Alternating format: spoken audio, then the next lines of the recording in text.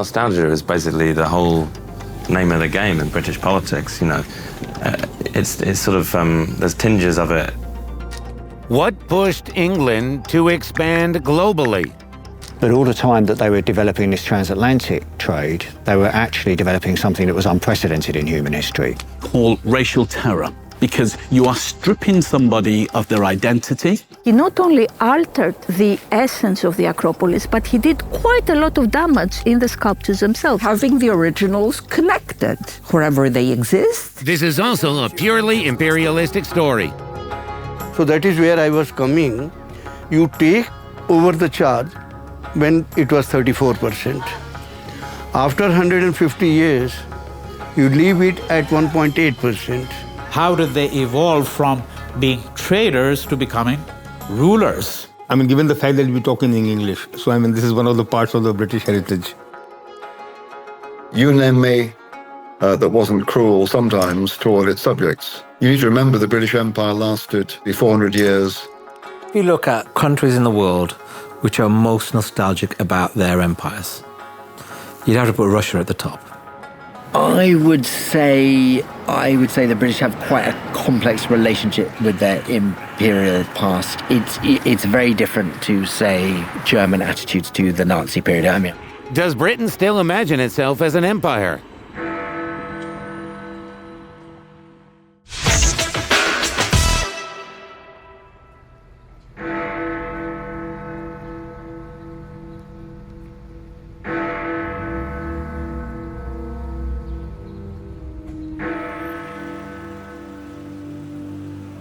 Hello, friends. You might have heard the joke, why are the pyramids in Egypt? Because they were too heavy to steal and put in the British Museum. In part, the joke is about the museum itself. We are going to talk about it and about the items the British did bring here from their colonies too. But the joke is mostly about the British Empire too. At the peak of its power at the beginning of the 20th century, it occupied 1/4 of the planet's landmass, possessed territories on all 7 continents, and governed 450 million people, about 1/4 of the total population at the time. And its slogan was, "The sun never sets on the British Empire," because Britain's imperial possessions spanned all time zones. And the British pound was the world's main currency. Even though that's all in the past, the empire collapsed in the mid-20th century, many people remain convinced that British imperialism is still alive. About 15 countries, including Canada and Australia, which are quite big, de jure, treat the King-Queen of the UK as their monarch. Most of the former colonies are still unified in the Commonwealth of Nations. It consists of 56 countries. By the way, not everything is going smoothly within the Commonwealth. There are talks about reparations the UK owes its former colonies.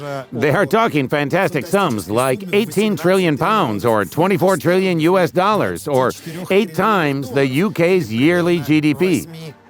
They are demanding compensation for 200 years of colonialism and the slave trade. Besides, recently, when relations between the West and Russia are as cold as ever, we see and hear yet again that the UK, not the US, is Russia's arch nemesis or proto-enemy. They openly say that the reason is imperialism, the imperialistic way of thinking that makes them see Russia as a rival. Anyway, we thought now would be a good time to talk about the British Empire's history and find out if the empire still lives. That's why not only did we come here, to the heart of the empire, but we also visited the countries that used to be the colonies, the countries from which treasures were stolen and put here, in the British Museum. And we tried to find out how the relationships within the empire were back then, what they are like now, within the former empire, and if an imperialistic way of thinking is still in their heads.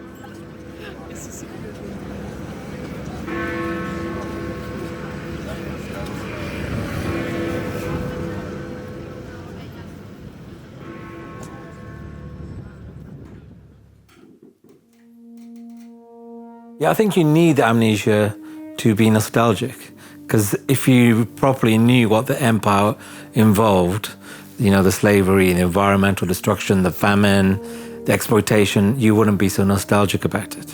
But because we don't think about it properly, it just comes out in weird ways sometimes. I think one of the ways it came out was with Brexit. I think Britain always struggled to be a member of the European Union because they'd ruled a quarter of the world. After that, joining a membership organisation felt like a demotion.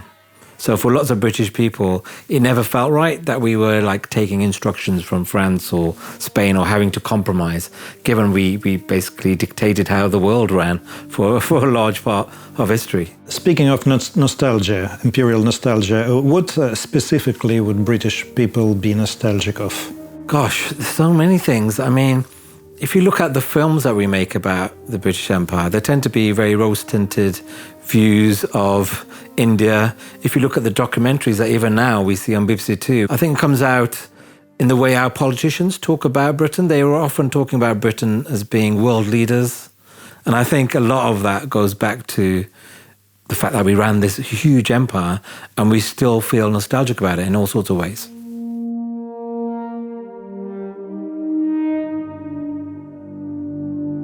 Imperial nostalgia is basically the whole name of the game in British politics. You know, it's sort of there's tinges of it, little moments, spatterings of it, ranging from full-on manage the whole foreign policy thing. You know, or well, not just all policies to some extent directed in this way of sort of like mobilizing a certain kind of imperial nostalgia, a longing for like when Britain was great, when Britannia ruled the waves. And of course, a lot of that is complicated because a lot of it's wrapped up in the fact that the 1950s and 60s, when Britain still just about had an empire, at that time it was the post-war boom and the post-war consensus. So the British economy was doing pretty well, and working class people had a much better standard of living. So people being nostalgic for that time makes a lot of sense. You know, I would be if I lived then. Fundamental shift in historical consciousness across Europe in relation to the enduring legacies of colonialism. And people are seeing these histories, understanding these histories. The big Queen Victoria-sized black hole that we have had in this country in terms of historical consciousness, where if you have a conversation about empire, enslavement has been reduced to a sort of celebratory story that the British ended it with abolition and then emancipation, and then that brings us up into the 1830s, and then you get Queen Victoria, and then suddenly there's a gap until we get the First World War. There's a long history there in which what's happened with the major compensation payments that were made to those people not who suffered from enslavement, but who were the supposed owners of those people, the £20 million that was only repaid by taxpayers in this country as recently as 2015. That's a very good metaphor in some ways for the ways in which we're still dealing with the debts and obligations of the past. So many have argued that, seeing as the compensation was paid to the slave owners, what about the descendants of enslaved people? Is there a debt there? And certainly the case has been made very forcefully. So there's this big spectrum that runs from objects through ancestral remains, into other forms of debt.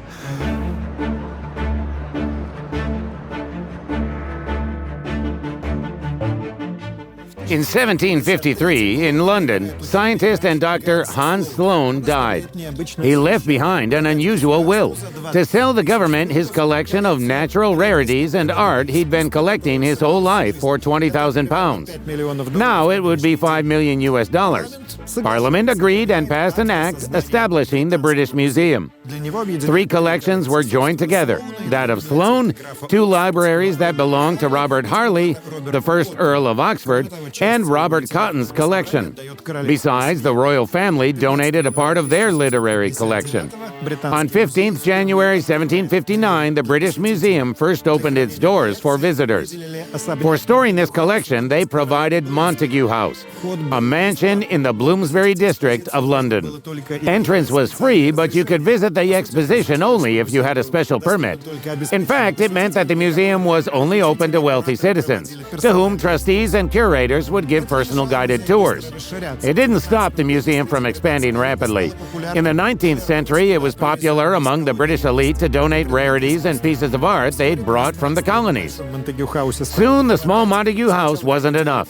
First, they built some extensions, but in 1823, they constructed a new, larger neoclassical building. Here it is. It houses the British Museum to this day. Nowadays, it has about 8 million exhibits.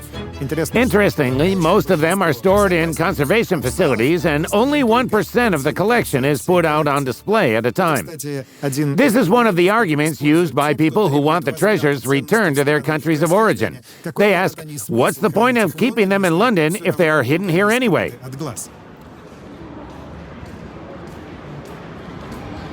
So when we ask how many objects are in the British Museum now, we're told 8 million or maybe 9 million. That's a lot. That's a major margin of error when we're talking about an institution that over the years, over the past 30 years or so, has made the case that it is an institution that is able to safeguard world culture in a way that other museums around the world, other cultures would not be able to. I mean, we found out when it was discovered in 2023 that the British Museum impossibly appeared to have been stealing from itself.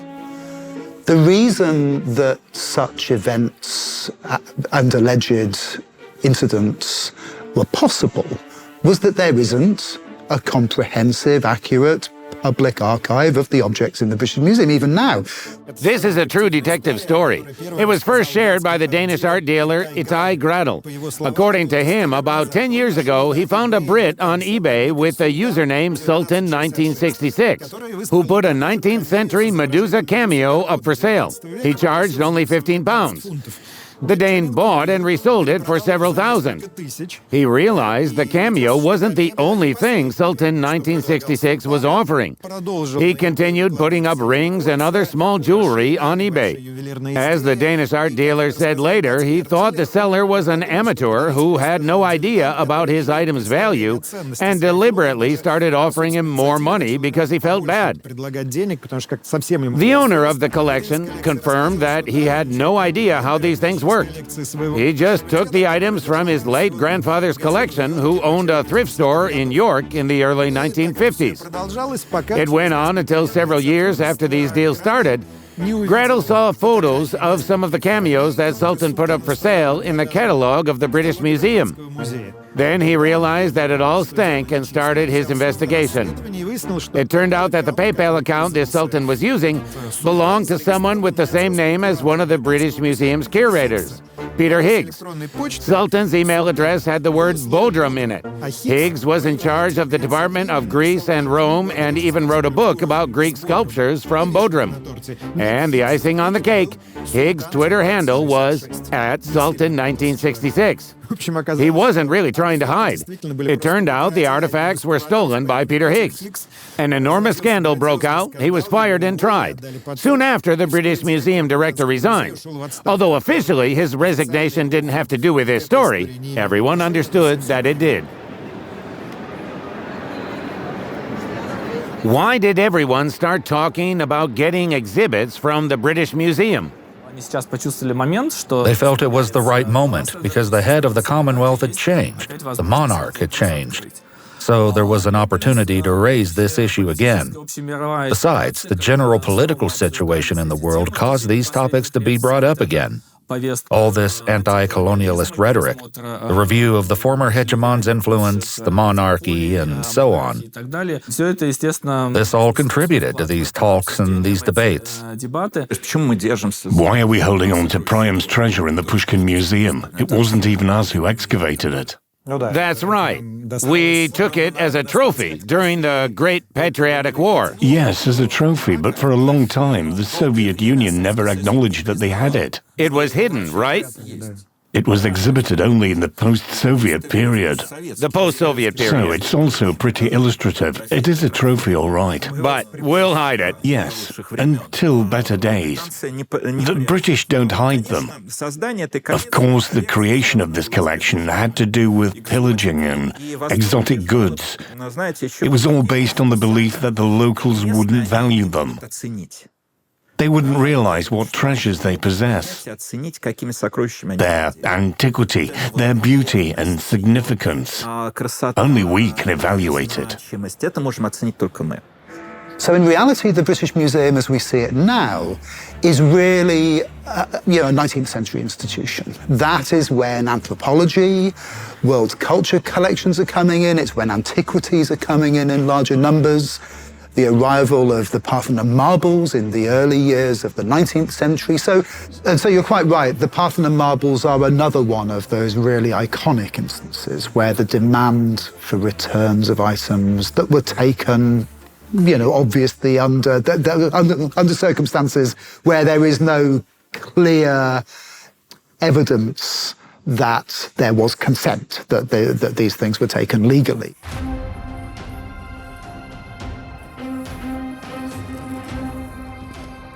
In the early 19th century, Greece, we're in Athens now, was a part of the Ottoman Empire. The ambassador of Britain in Constantinople was Thomas Bruce, the 7th Earl of Elgin. He was Scottish. He traveled around the empire a lot and was obviously on good terms with the authorities. At some point, he got permission from them to transport the ruins of old buildings and temples. The main one was here, in the Acropolis in Athens. Here it is, the Parthenon, the great work of the sculptor Phidias from the 5th century BC, one of the principal temples in world history. When it is the most famous building in Greece, it is a perfect specimen of the classical past, of the classical period, that is 5th and 4th centuries before Christ, which is considered the peak of Greek civilization. In that time, it was one of the most spectacular buildings. And as such, it has acquired quite an important position in modern Greek identity as well. Why was it constructed in the first place? So this has to do with the position of Athens in the Greek world at the time. So the construction began in 447 BC, that is the middle of the 5th century, at which point Athens controlled the entire Aegean coast through her empire. She had an empire of islands and cities, and she ruled with an iron fist. And they wanted to celebrate their empire and their culture. So for all these reasons, they decided to go ahead and produce one of the most spectacular building programs of the ancient world. That included, of course, the Acropolis, that's the temple, but also all the other buildings on the Acropolis itself. The Propylaea, that is a monumental entrance, of course, other temples, and so on. And we see them now as white, but of course, in the ancient period, they were colored. So in what state Lord Elgin found this structure at the beginning of the 19th century? So this was a very well-known building because, of course, it stood for millennia. It was constructed, as I said, the 5th century BC, and it stood all this time. It had multiple uses over the years. The Ottomans made a mosque out of this. The Venetians built other buildings on top. So it was reused and reused throughout the millennia. So when Lord Elgin came in around 1800s, he saw the Parthenon with the fantastic statues of Phidias and a fantastic frieze that was in pretty good condition, and started taking it out to take it back home. Why did the Ottomans give the Earl of Elgin permission so easily? He was obviously a British ambassador, an important person. There might have been other reasons, but in general, in the early 19th century, the idea of preserving cultural and architectural heritage wasn't rooted in society, at least not in the Ottoman Empire. In Europe and Britain itself, that idea was already planted in people's minds. However, there was still nothing like that here, and pieces of this ancient temple were just strewn around on this hill. That's how they ended up on the ground.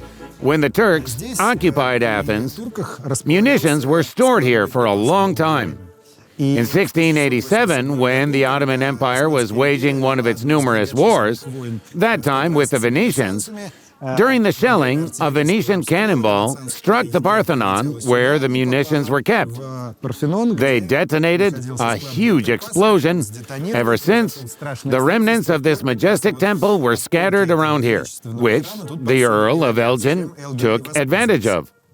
In 1802, the Earl of Elgin loaded his collection into crates, several hundreds of them in total, and sent that all to London. Half of the original Parthenon statues, 15 metopes, plates with relievos, and 75 meters of the original frieze that decorated the exterior of this marvelous temple left their homeland. So they're fighting, the Greeks fighting barbarians, the Greeks fighting monsters, the Greeks fighting women. So all of those celebrated essentially were the mythical parallel to the Persian Wars, where the Athenians defeated the Persians. So are different ways of celebrating the sense of Greekness and Athenian pride. What we have heard, says Harrison, and these are in the letters of Lord Elgin, is that very soon the Greeks may provoke a revolution and be freed. And then you won't have a chance to remove any antiquities from there. Oh, so he understood quite well what was going on. Yes, of course. But Elgin had no idea of what the Parthenon was or the other monuments. This is what he decided to do when he heard that there is this possibility of perhaps gaining entrance to the Acropolis and mostly getting the paintings and maybe removing some antiquities he never thought from the monument. So his primary goal was enrichment and building his own house, not enlightening the British public. But in his letters, for example, to encourage his own team, he was saying, we will do this to better the taste of the English. Or if someone would find out, he would say, I am working here so that I will show you what exists in these lands. But that didn't mean removing. Do you think he was an imperialist, or he was just a man interested in an enrichment? He was a person very keen on elevating himself. He was very good at seizing the proper occasion, mules, paintings, various things that he could trade. And he was very good at that. Is there in any way a kind of fairness? Is that when Athens were empire, they looted wealth from other nations which they conquered, and then when the Britain became an empire, and they actually did the same? I wouldn't call it fair, because I think imperialism is inherently unfair. There are different issues here. Yes, Athens was able to build that because it acquired wealth from its empire. But at the point this was built, it became an artistic whole. It became a piece of art. One of the issues with Elgin is that he took sculptures that were part of an artistic whole, and by ripping them out, he not only altered the essence of the Acropolis, but he did quite a lot of damage in the sculptures themselves. A lot of them broke. In 1807, the Earl of Elgin put the first shipment of marbles on display in London. His exhibition amazed the audience back then. It was widely noted that the original sculptures from Greece outperformed the Roman replicas that were already well known in Britain. So it has stayed that way in the British Museum ever since. Here, I'll show you something fun and symbolic. Please take another look at this majestic facade. Does that ring any bells?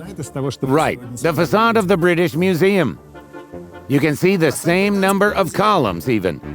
8 columns here and 8 columns there. The only difference is that here they are Doric instead of Ionic ones, but Never mind.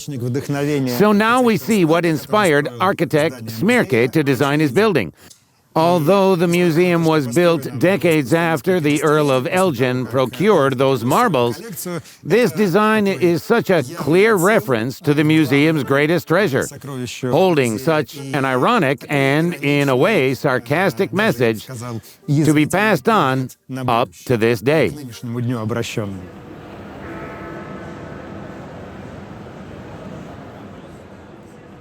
Since then, the Parthenon marbles have been housed in the British Museum. Now, a separate large room has been dedicated for them. One of the masterpieces is this frieze depicting a procession. Interestingly, this frieze was fixed to the outside of the Parthenon and was facing out as well. But as you can see here, that's what many experts ironically point out, it's the other way around, facing the inside of the building, which largely ruins the sculptor's original idea. And that's a very good metaphor, I think, for the way in which the culture of some of our museums has developed in the 19th and 20th century, this inward-looking sense that the museum is a one-way street. It's where objects go to die. It's a carceral space. You know, these objects are locked up in the prison. This room is called the Parthenon Sculptures. Previously, it was named the Elgin Room, after the lord who actually imported these sculptures. When he actually moved them to Britain, so for some time it was not deemed as very important. Yeah, because it has to do with what the contemporary British society considered as important. And at that point, Hellenistic art, which is much more expressive, much more Baroque, and it was only through bringing the sculptures back to the museum and people seeing the classical ideal by Phidias that suddenly the classical past, that is the product of the classical period, became far more appreciated in British society. So even in those days, Lord Elgin's actions raised a lot of questions. Say Lord Byron, who visited Athens shortly after Elgin, wrote his poem Childe Harold's Pilgrimage and wrote the following phrase in Latin: "What the Goths did not do, the Scots did," since Elgin was Scottish. Wordplay, you see. By the way, Joseph Brodsky would later use it in his 20 sonnets to Mary Stuart. Here's a literal translation of the first line: "Mary, these Scots are cattle after all." However, the most precise wordplay here is possible only in Russian. Byron also wrote that Elgin was the vilest thief ever to be born on the land of Britain. He said it even back then. Well, first of all, Byron was a liberal. He was quite different than the other aristocrats of his time. He even came to Greece and gave his life. This great passion that Byron had for freeing Greece. In 1811, he traveled on one of the boats that Lord Elgin had, the Hydra, which was taking away marbles from Athens. And Byron was leaving Athens from one of his visits, and he was there with a young Greek man named Nicolas Giraud, and they were sitting on these cases with marbles. And this is when he couldn't risk not feeling such, let's say, disgrace, because he too was from Scotland, and he felt that Elgin was disgracing English people, the Scottish people, by doing something totally, let's say, not barbarous, not disastrous, but totally unacceptable. In 1816, here in London, parliamentary special proceedings were held to investigate how ethical and legal it was to procure these marbles. I mean, they were concerned more about the legal issue rather than the ethical one. But Elgin proved his actions were legal because the Turkish authorities gave him a firman. In other words, a paper authorizing Elgin to remove the marbles. Of course, he never presented this firman. To be more precise, what he did present only let him make life sketches of the majestic ruins and shift the stones of the Acropolis. One must agree that shifting stones is not the same as taking them, loading them into crates, and sending them across the sea to Great Britain. There's a weird history with these firmans. Two of these documents are in Britain.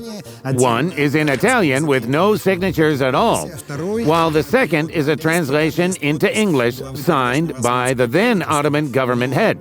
But we don't see the Sultan's signature, who was the only person entitled to give such approval. But for me, it's of lesser importance. It's more important to discuss who has the right to own the classical past. And this is at the heart of modern British identity and modern Greek identity. Even if Elgin had all the legal documents of the world, because of the importance of the Parthenon for modern Greek identity, and of now the criticism of what British imperialism has done, and also the criticism of what museums stand for, I think the debate of who should house the Parthenon marbles would open again. So the legal position for me is not that important. Greece gained independence from the Ottoman Empire back in 1830, and since then, for 200 years already, has been demanding the return of everything Elgin took from here. The official standpoint of the Greek authorities has always been the same, describing his actions as looting. The current Greek Prime Minister, Kyriakos Mitsotakis, has also demanded the Parthenon marbles be returned, as they are one of the most crucial areas of his foreign cultural policy, and he isn't even shying away from saying so. If I told you that you would cut the Mona Lisa in half, and you would have half of it at the Louvre and half of it at the British Museum. So here is perhaps a very interesting case where you have goddess Athena. Now this is her head, this is her arm, and this is part of the drapery of her garment, and that shows because Zeus gave her a goat skin. And here you can see this specific garment that she was wearing. And these little pieces, as you see, are in Athens. Yes. But the bust is in London. So everyone would think that we want to see Athena as complete as she can be. So the story needs to be told properly by having the originals connected wherever they exist. A while ago, we witnessed quite a funny scene when Mitsotakis paid a visit to London and former British Prime Minister Rishi Sunak declined a meeting with him at the very last minute, as if he was hiding from his Greek counterpart who had already arrived. It became known that Mitsotakis intended to raise the Parthenon issue in the upcoming talks. It would have been such an elephant in the room, especially with the ongoing political agenda, that Sunak couldn't come up with anything better than to simply cancel the meeting. In order to put an end to the argument that the Parthenon marbles are better preserved in the British Museum, this new building was even opened here. This is the new Acropolis Museum, where rooms have been dedicated to store those masterpieces currently displayed in the British Museum. The thing is, it was opened back in 2009, so it's been 16 years already. It's not that the British Museum says, in no way we would return them to you. Instead, there have been many talks and roundtables, but still, despite 65% of the British public favoring finally returning the Parthenon marbles to Greece, they never left the British Museum. I think that's a fairly clear-cut case where they should go back to. There are various reasons, rationales trotted out for the British Museum to keep them. My personal opinion is that none of those justifications carry any real weight. To me, it seems to make sense to put them in context, along with the other marbles, in a museum at the site from which they were taken. Over the decades, London rigidly responded that it's a point of no return and referred to a list of laws that forbid returning anything from the British Museum. As of now, however, from what I've found out after talking to curators and researchers here, this viewpoint has shifted quite dramatically. Just this decade, a major change in how to approach this issue has begun, and many anticipate the Parthenon marbles to be returned to Athens by late 2020s. The reason is, it's such a clear case of the marbles being illegally and unfairly taken away. In fact, the world knows two such cases, the Parthenon marbles and the Benin bronzes, which are also expected to make a comeback in the present decade.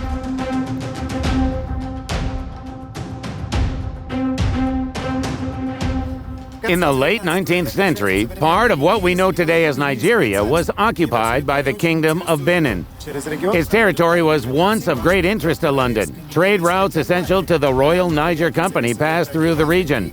This company used to promote British interests in Africa and export some raw materials, cotton, nuts, and palm oil to Europe. The company would later become part of Unilever, the modern giant producing everyday goods from toothpaste to chocolate bars all over the world. Here's the Unilever headquarters, looking quite imperial by itself, located on the banks of the Thames. In 1897, British-Benin relations escalate over customs duties for British traders, leading to a bloody battle. When a British official took it upon himself, it seems, to lead a small expedition to Benin, unarmed. His exact motives are not clear, but he was attacked and ambushed. He was killed. Several other British officials were killed. So, by the way, were dozens of porters and carriers, and they tend to get forgotten in this history. And that, if you like, forced the British, you might say shamed the British, into what was known as a punitive expedition. And so in February 1897, just 5 weeks later, a much larger force came, mobilized very quickly from Britain, from Cape Town, from Malta in the Mediterranean, a mixture of navy and soldiers, and they stormed Benin City, took it by force, sent the Oba, the king, into exile. He never saw his kingdom again, and his lands were incorporated into the expanding British protectorate. They found a whole collection of about 4,000 valuable items that were later called the Benin bronzes. What is important is that the events in Benin were documented very carefully by the British themselves. Since this was late 19th century, there were many photographs among other documents. During the invasion of the British in 1897, a lot of families were shattered. The society was fractured. Then colonialism brought its own harm to our language, to our culture, to our traditions, and to our way of life, which we see till today. For the people of Nigeria, the name bronzes is an important symbol, a repository of our history, of our proud culture and traditions.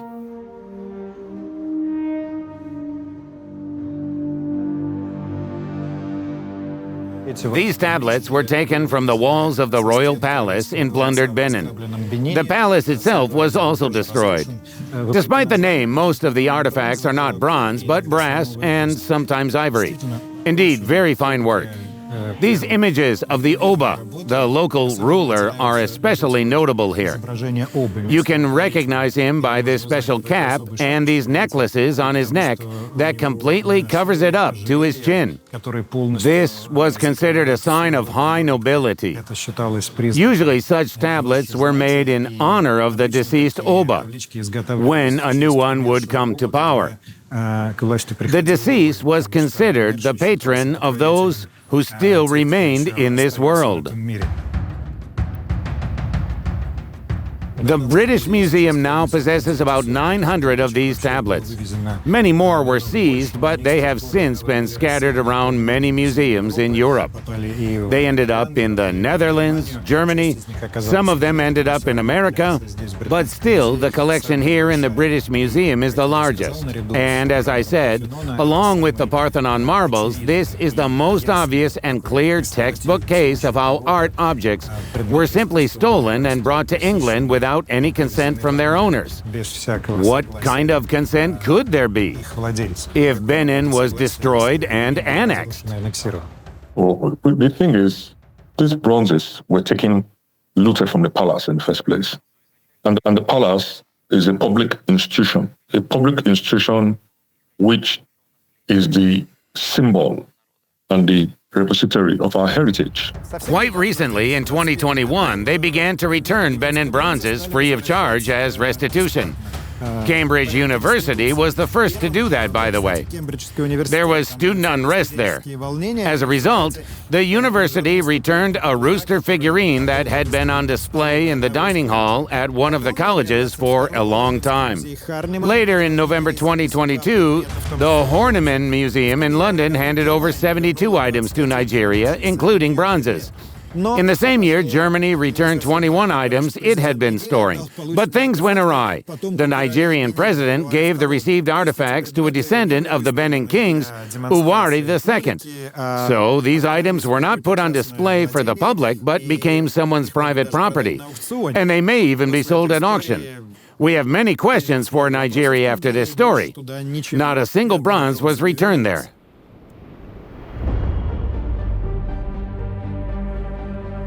What prompted England to expand worldwide in the first place? Partly, it was due to the age of exploration. England was not the only country to expand here, and not even the first one. The Pyrenean countries, such as Portugal and Spain, had set this pan-European trend for discovering new lands and searching for a route to India and endless valuable resources, such as gold, of course. Initially, it was Anglo-Norman conquest after the Norman invasion of England. The Anglo-Norman elite started to push into Wales and into Ireland. But really the first sort of organised, concentrated plan of colonisation overseas was in Ireland. And this was during the Tudor period under King Henry VIII, who deliberately devised a plan for plantations, as they were called. So this is the plantation, not just of seeds and plants, but of people, the wholesale movement of English people into Ireland to subdue it. So businesses were set up, companies, new companies, to take English and Scottish settlers to Ireland.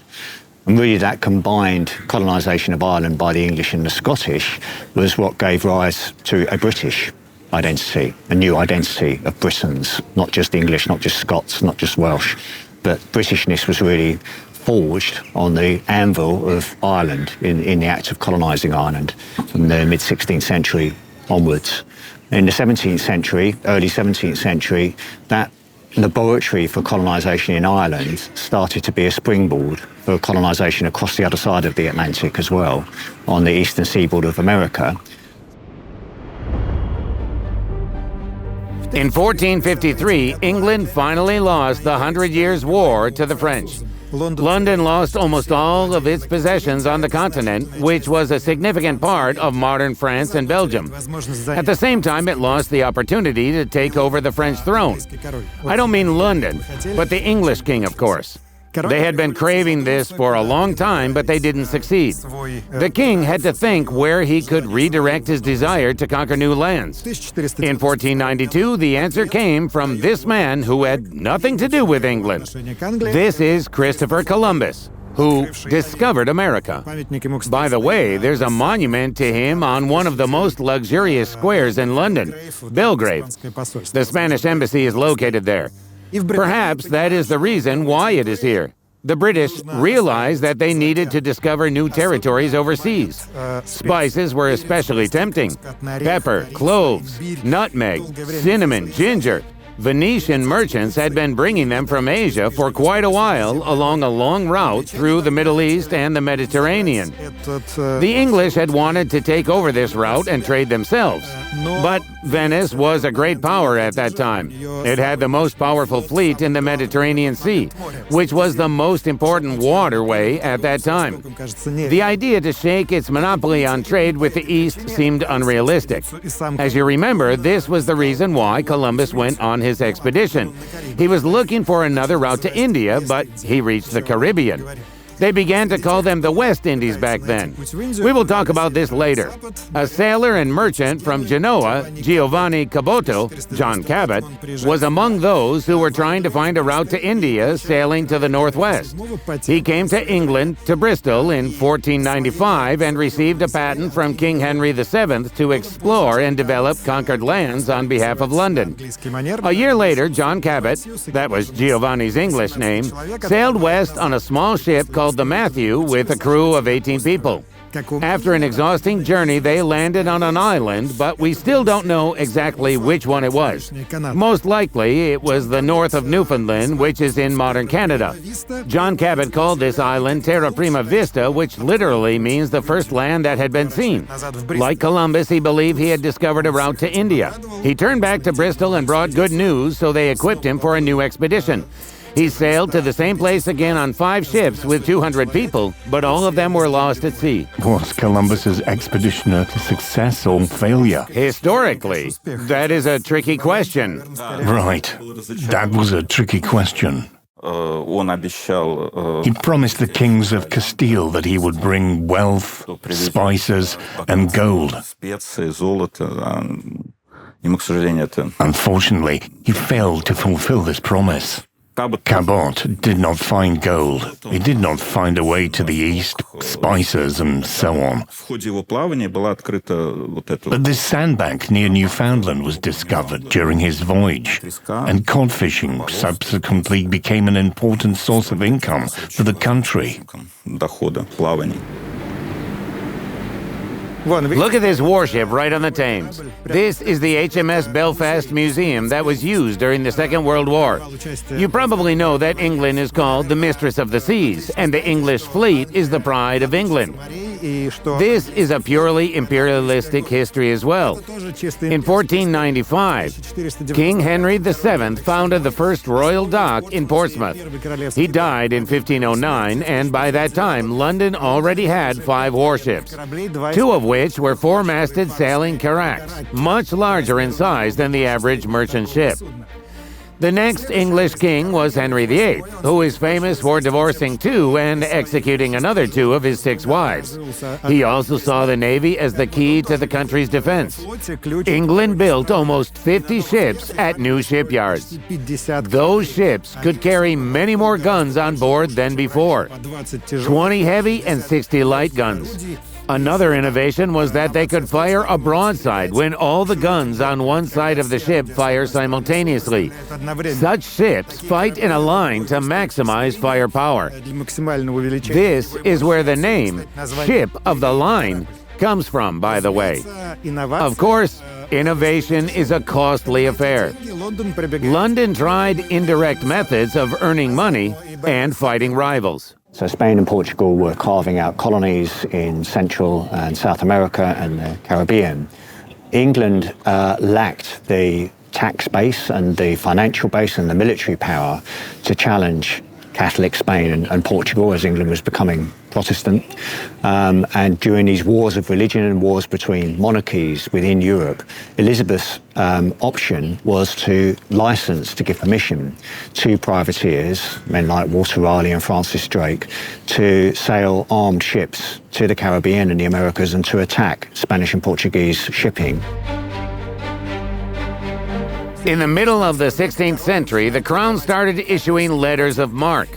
This was basically permission to capture and plunder ships belonging to hostile countries. They mainly belonged to Spain and Portugal. In other words, London legalized piracy, or to put it mildly, created naval PMCs. Elizabeth I's favorites, John Hawkins and Sir Francis Drake, were among the first to receive such letters of marque. They engaged in piracy, slave trade, and robbery within the law and on behalf of the Crown. They split the loot with the authorities. London had other interests besides financial ones. Firstly, pirates had been exploring new territories, which later became the basis for their colonization. Secondly, the constant plundering of merchant ships was weakening rival countries. And thirdly, the experience of such sea captains was a valuable asset for the development of the Navy. A win-win situation. In 1588, England clashed with Spain in the famous Battle of Gravelines with the English fleet commanded by Elizabeth's pirates. The English managed to defeat the invincible Spanish Armada. Why? The Spaniards are still also operating galleys, which of course are particularly useful in the Mediterranean. They're less seaworthy when you start to come out into the North Sea or even into the Channel. So English ships were generally smaller and they're more easy to handle than the Spanish ships, I think. Spain is really, in many respects, a rather impoverished country in the 16th century. It was never capable, for example, of manufacturing its own cannon. It's slightly lucky in a way because there's what we call the Protestant wind. And of course, the wind changed at a particularly good moment in 1588. Elizabeth's option was to give permission to privateers, men like Walter Raleigh and Francis Drake, to sail armed ships to the Caribbean and the Americas and to attack Spanish and Portuguese shipping on behalf of the Crown. And they got to keep some of the plunder that they could take, and the Elizabethan government got to wage a kind of proxy war against Spain and Portugal. So the English saw it as legitimate at the time because it was just a form of warfare against another enemy. But it laid the base for later colonisation of the Caribbean because already English ships were using ports and harbours and military fortifications in the region as a result of that piracy, and to enrich themselves regardless of any alliance or any permission from the Crown. So when they started attacking English ships as well, they were no longer licensed privateers. They were the pirates of the Caribbean in a traditional sense. That happens with private military companies even now. We have had Prigozhin's riot just 2 years ago in Russia. Yeah, pretty much the same thing, maybe. Yeah, they start off operating on behalf of the state, and then they become the enemy of the state. Yeah. In 1583, England established its first overseas colony, the island of Newfoundland, the one where John Cabot had probably landed a century earlier. Humphrey Gilbert, the half-brother of another of Elizabeth's favorites, Sir Walter Raleigh, received a patent for the island's discovery and management. The Crown's plan was to make Newfoundland an outpost of English trade and a base for exploring America. Gilbert and 250 people sailed west on 5 ships. They were soldiers, sailors, and artisans. They organized the settlement of Fort St. John on the southern coast of Newfoundland. However, the attempt was unsuccessful. The colonists lacked everything except fish. The situation was complicated by the harsh climate, lack of knowledge about the local environment, and the local population. After a month, Gilbert realized that the colony was not successful. He decided to return to England, but on the way back, the fleet hit a strong storm and sank with most of the crew. The first Englishmen settled in the territory of the modern USA in 1585 on Roanoke Island, which is in North Carolina now, right here. By 1587, the group of colonists had about 115 people. The first American child was born there. Her name was Virginia Dare. However, the colony mysteriously disappeared without any trace soon. In 1587, the settlement's governor, John White, sailed to England to get supplies. When he returned, he did not find anyone, not a single living soul. The legend says the only thing he saw was that cryptic word Croatoan carved into the palisade. This was the name of the Indian tribe that lived on the same name island nearby. You can imagine what kind of bloody drama played out there. Well, there are different theories about why this happened. But here's the most rational explanation. We actually know from the way the first Englishmen settled here in the 17th century. I mean, the famous Pilgrim Fathers on the Mayflower. According to the writings they'd left, it was a difficult undertaking, a foreign land, unfamiliar conditions.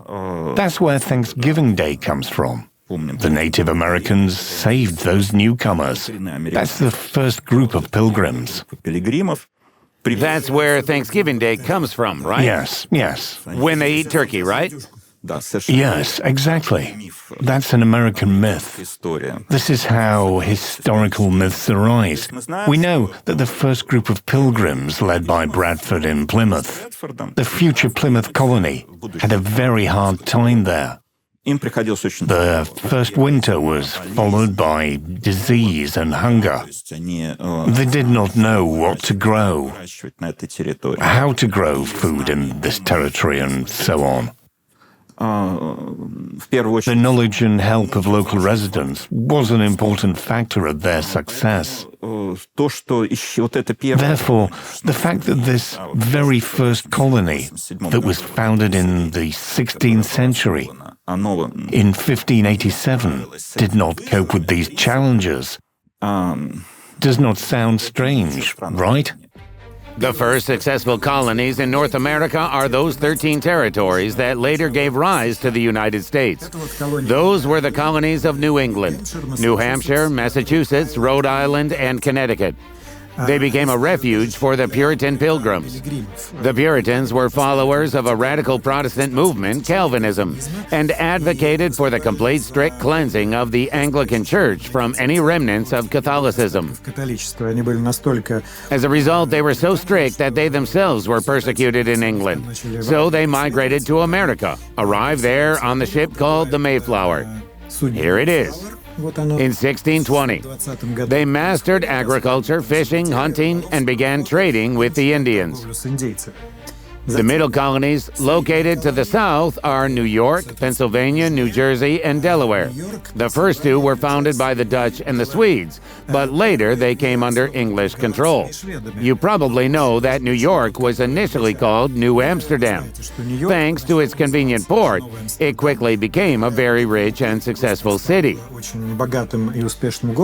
This is Manhattan Island. The financial district is located here now. If you are interested, the Twin Towers were located somewhere around here. As you may know, the English bought New Amsterdam, as it was called back then, from the Dutch. Wealthier settlers seeking religious freedom usually preferred the middle colonies and the New England colonies. And here are the so-called tobacco colonies of Maryland and Virginia, with large plantations of tobacco. If any of you smoke, you may remember that Virginia tobacco is a kind of quality mark, even nowadays. And here are the southern colonies, Carolina, which later split into North and South Carolina and Georgia. They grew corn there, raised cattle and pigs, and by the end of the 17th century, they also began to grow rice here. Here's an important detail. The so-called indentured servants often settled in the southern colonies to work. These were poor Englishmen who were unable to pay for their voyage across the ocean. They would sign a contract with the company that owned the ship, so they were indentured. Under these contracts, they had to work off the money they'd borrowed to get a ticket. They were free, but still enslaved. A crucial event which still comes back to bite America again and again took place in 1619. The first consignment of slaves from Africa was brought here. Soon, they turned out to be such a profitable investment that they completely replaced indentured servants. It was seen almost exclusively as simply an economic transaction. That, this was something, there's always been slavery in human history. Britons felt of themselves as not doing anything particularly morally wrong. They even used aspects of Christianity to justify enslavement. Slavery was a universal institution, so was slave trading, practiced by people on every continent. Africans had been busy selling other Africans to the Arabs, in fact, to the Romans, first of all, and then to the Arabs, long before European merchants appeared on the coast of West Africa. So British involvement in slave trading and slavery was not unusual. But all the time that they were developing this transatlantic trade, they were actually developing something that was unprecedented in human history, something that wasn't like previous practices of slavery. So in much of the ancient world, in much of the Arab world, and there had been a very large Arab slave trade already along the eastern side of Africa, but in much of that world, the capturing of people was so that they could provide domestic labour, military labour, conscripts, and be exploited for sex. The transatlantic trade was something quite different because it was emerging with the growth of this capitalist economy. African people became capital assets in a way that enslaved people previously in history hadn't.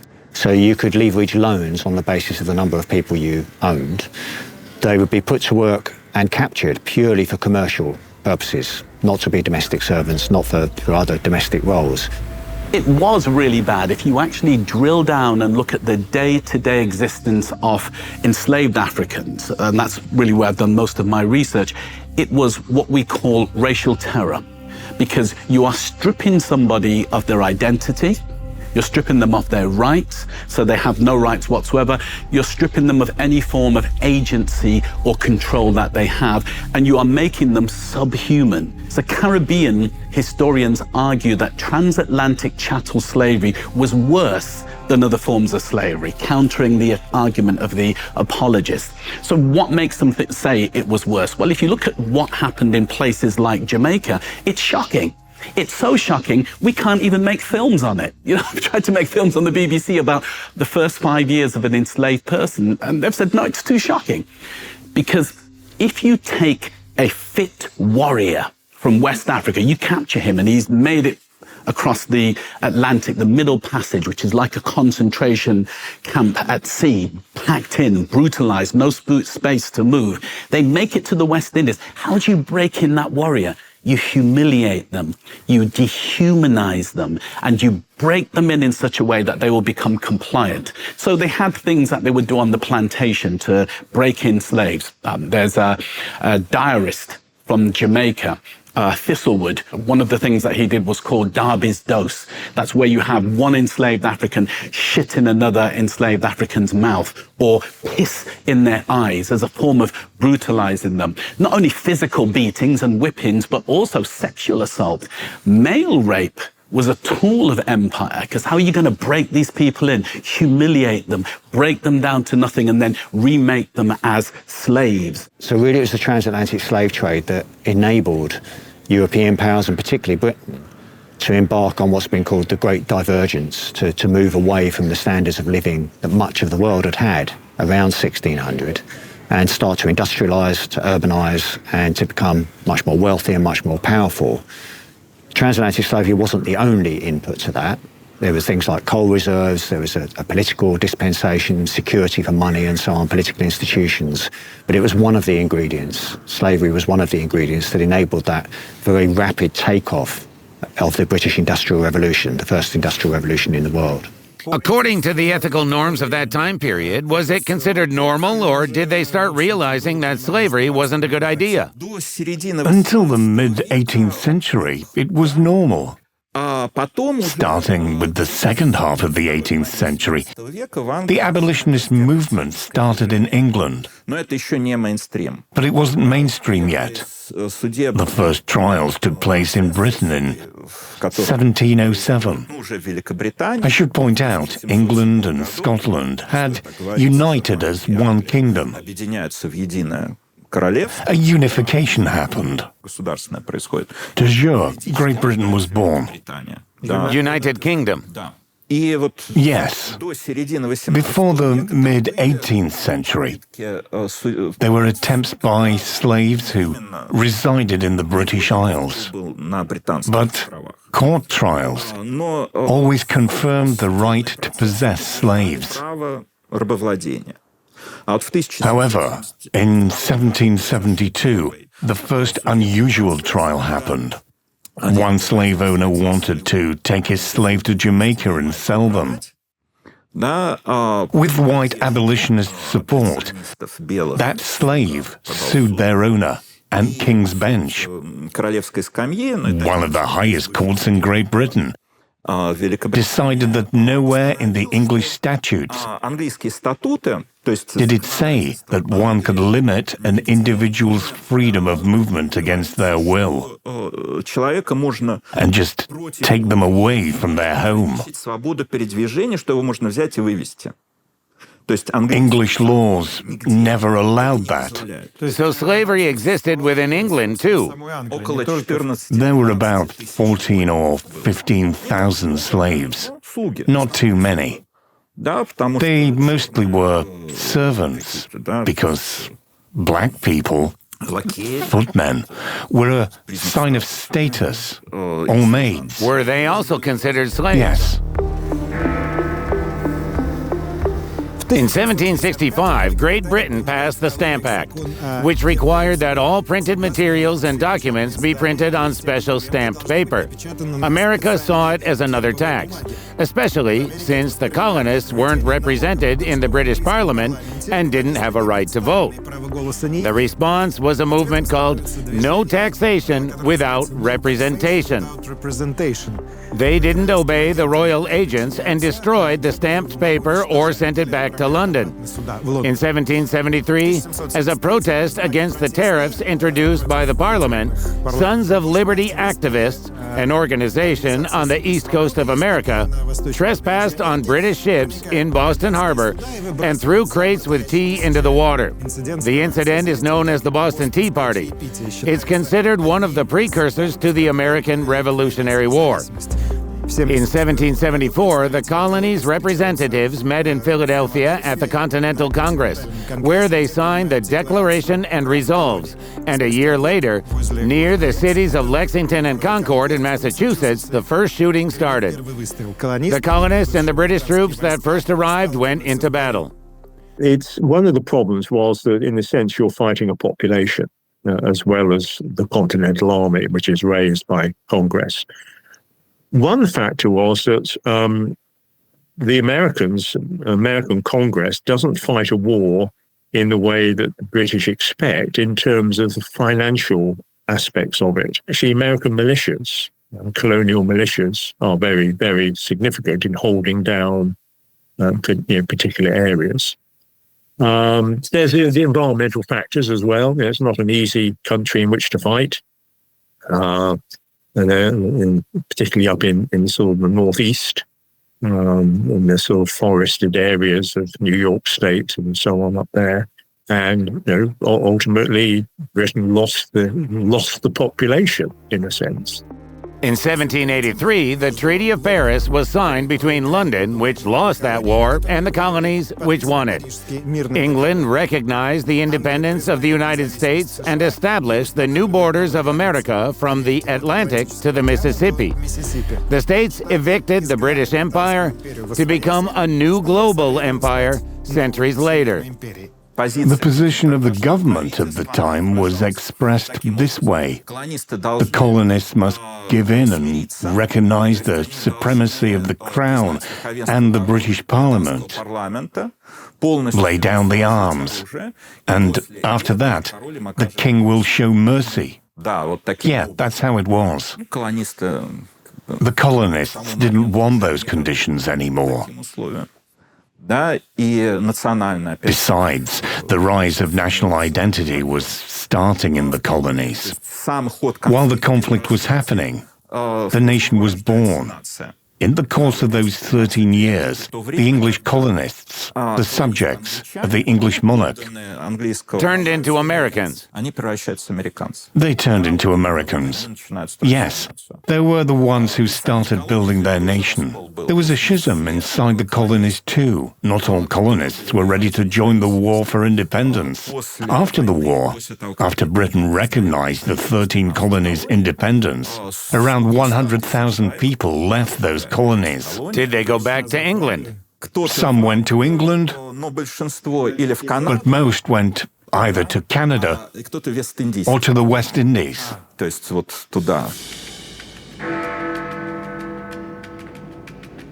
You see, this is a place that floods when the Thames overflows.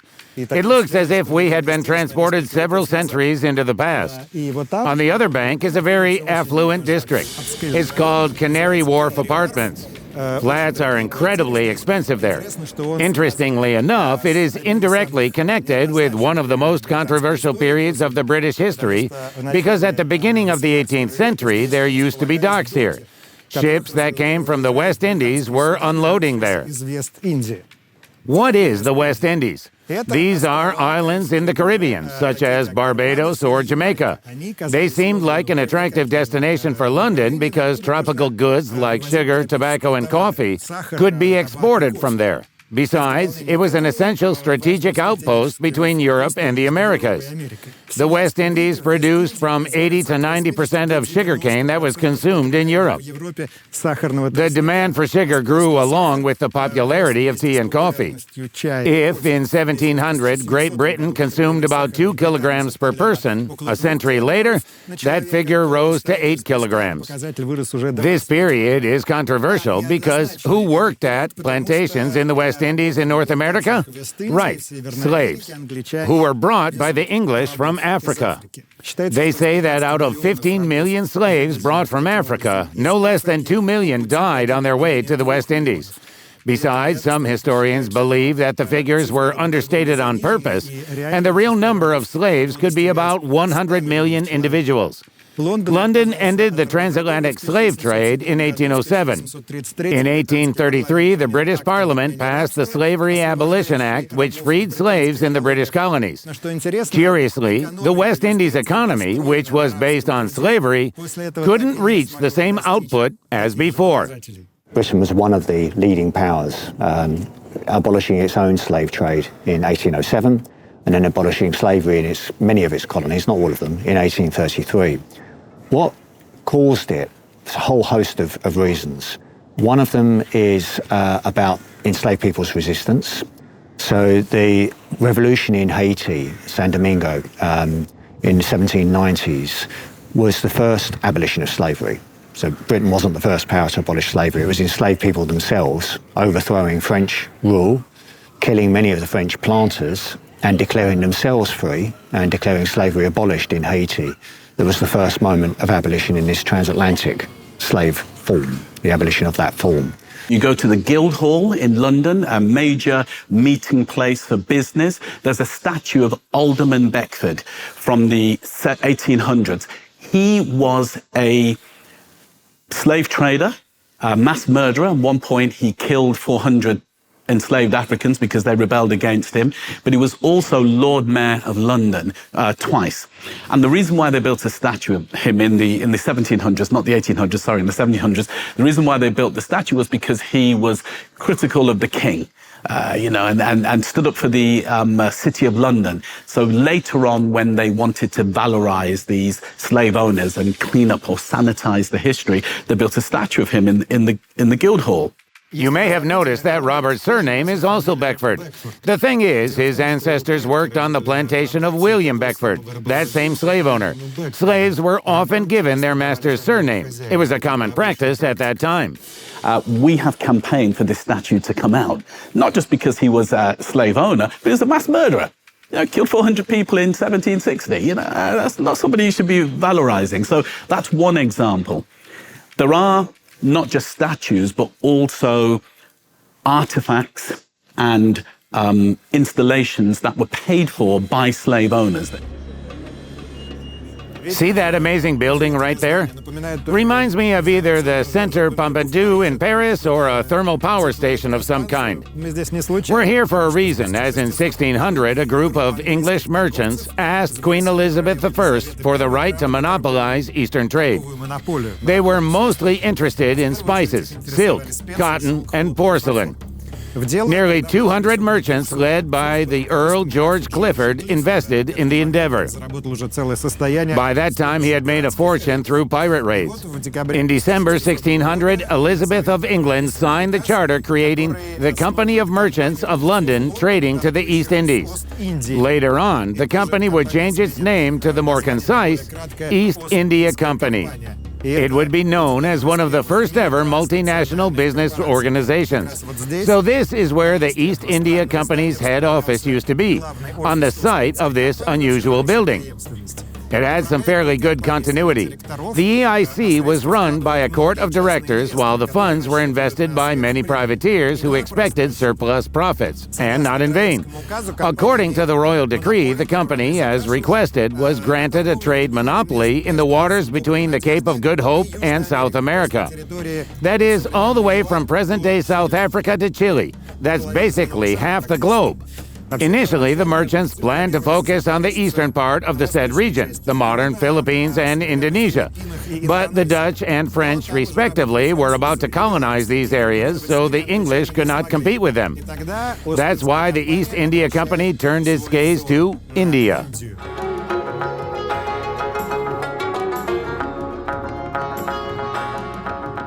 In the 17th century, the Mughal Empire was located within the present borders of India, Pakistan, Bangladesh, and part of Afghanistan. The East India Company strikes a deal with its ruler, Jahangir, to establish a trading post in the city of Surat.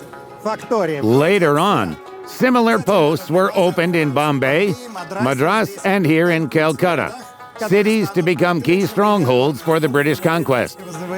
It's not so much of a conquest, since there was no battle where the British won, defeated the locals, and established their military domination. It would rather be more of a gradual penetration into the government that will last several decades, a very tough and effective one.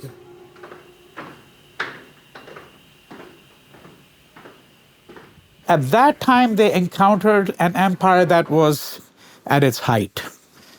It was, in fact, in some ways, some would argue, the glory of the world.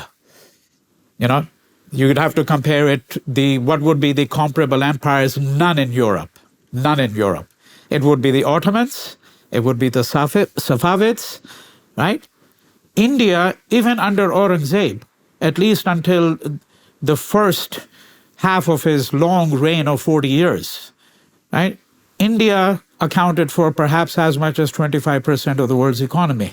But you may be aware that in 1960s, 70s, a commission was established by the UNESCO to study the economic condition of the world and how was the GDP of different countries. Results were there. And it was all, participated by French, British, American, Russians, and all that. And they came to the conclusion that from AD 1 to 1800, in these 1800 years' time, India's GDP contribution to the world was 24% to 37%. But at 1800, when British arrived, India's contribution to GDP was 34%. So you can imagine how prosperous was India, how to compete in the world for a very high GDP, you not only need a very peaceful country, but also technologically very advanced. In 1639, the EIC purchased land in southern India and built Fort St. George, located in Madras, now Chennai, the first English fort. Soon, similar defense buildings began to be erected all over India. Fort William, the fort in Calcutta, was laid out in 1696, and its old building used to be at this very spot where the General Post Office is now located, considered one of the finest gems of colonial architecture. Well, indeed, it is impressive. If you could make a bit more repairs, that would be great. But one must note the difficulties when it comes to the restoration of architectural objects in India. Particularly those that have to do with the British Empire are usually in such a shabby state. It's a bit like Cuba, where memories of old America remain. So here, too, are the memories of the British Empire. The construction of the fort was financed, of course, by the East India Company. As I mentioned earlier, its initial interest in India was purely commercial. But as they say, the more you have, the more you want. Like every corporation in the world, the East India Company was seeking two things: expansion and monopoly. Before long, it turned into a so-called private empire, which bribed numerous Indian emperors and had its own armed forces. Today, we call them PMCs, private military companies. It consisted of regular British officers and Indian mercenary soldiers called sepoys. In fact, the company was starting to turn into a Gazprom-like entity, since it became more than just a company and accessed more and more Indian treasures. On the other hand, it resembles PMC Wagner, since once its economic power gained momentum, Its military force strengthened as well. By the mid-17th century, the EIC was responsible for almost half of all exports from India. It trades spices, silk, cotton, dyes, ammunition, glass, pottery, opium, and tea were also in the range of goods. It's easier to say what the company didn't trade rather than what it did. Such a success sparked concerns among the Mughals, so that by the late 17th century, the local authorities repeatedly turned down requests from the British people for further trade privileges. As soon as clashes began, the British seized ports and attacked the Mughal fleet. The latter were stronger at the first phase of the war, so London even had to regret and apologize for its actions at some point. And when they came initially as traders, they essentially had to pay their obeisance. They had to pay their respects and essentially bow down before the Mughal emperor because they were nothing in comparison to the Mughal emperor. Now your question really is, how did they evolve from being traders to becoming rulers? So some of the answers that we can think about are, one, that the Indians were not united. This is the favorite theory, of course, that the Indians have, that had we been united as a people, okay, we wouldn't have permitted this kind of encroachment. Of course, this begs the question, well, how do we achieve a kind of unity? Because unlike England, where the vast majority of the population all spoke English, in India there was no common language, and there still isn't today. You've got dozens of major languages, right? And why is unity so desirable? In any case, that's a different question. Right? But that's one favorite answer that is generally given, I would say, by lots of people, not just historians, but I would say common people, that we were never united.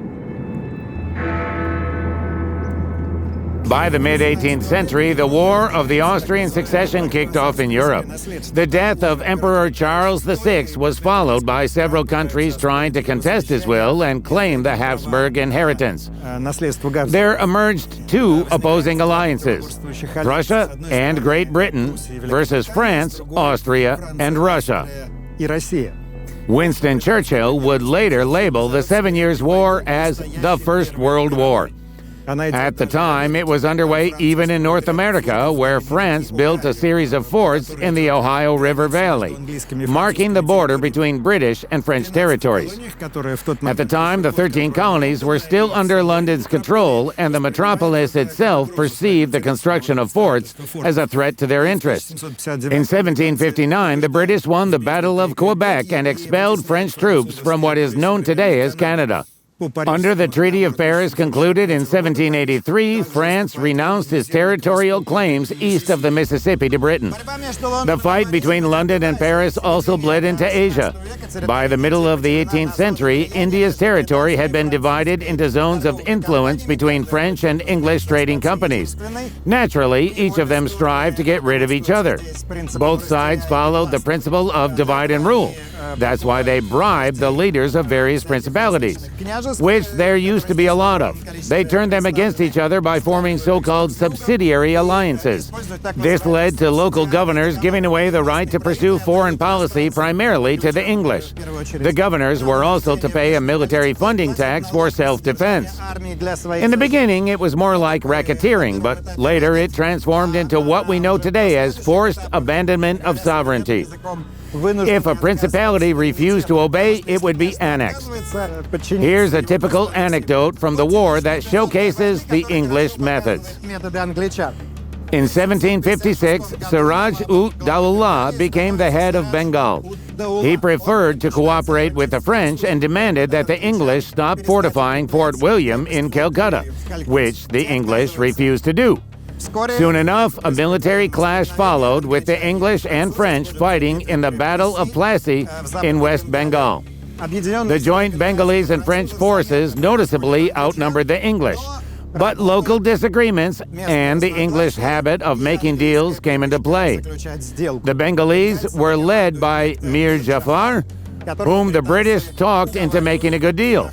He switched sides and supported London, getting the Nawab position in exchange. The French were defeated while Britain gained control over Bengal.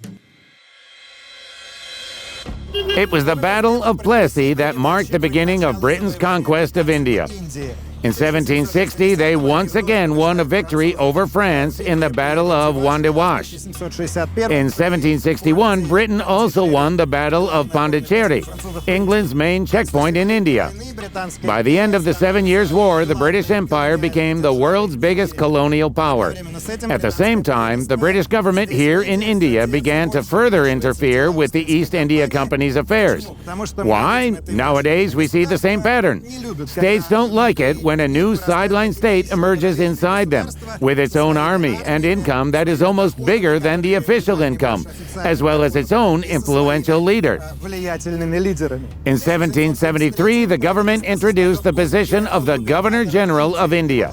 He was to be appointed by London with his residency located here in Calcutta in Fort William. That would automatically strip the East India Company of the majority of its privileges. This is a very important building. It used to be one of the control centers of British India at the end of the 18th century. It's called the Writers' Building because initially it was supposed to be an office for clerks or writers who worked for the administrative branch of the East India Company. The Writers' Building is believed to be the first three-story building in Calcutta. It's also the right place to elaborate on what the British Empire's main power was. Why was it able to conquer India so efficiently when India was a highly developed and highly cultured state in the times of the Mughals?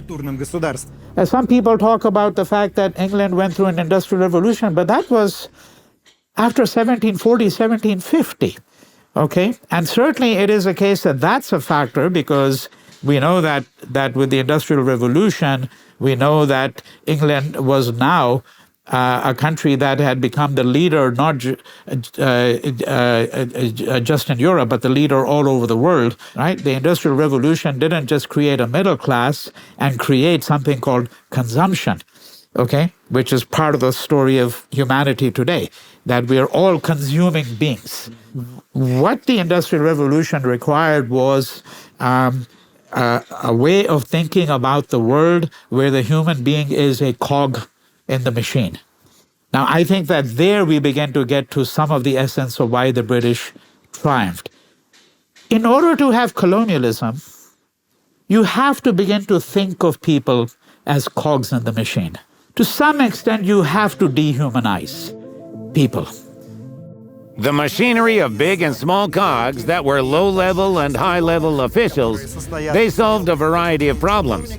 They supported the work of all those huge and sophisticated devices any empire needs when it's expanding and conquering more and more territories. The bureaucracy, which this red building was constructed for, turned out to be very advanced and effective for its time. Why? Because at the time of India's conquest, it was in private hands. You do remember that it was the East India Company.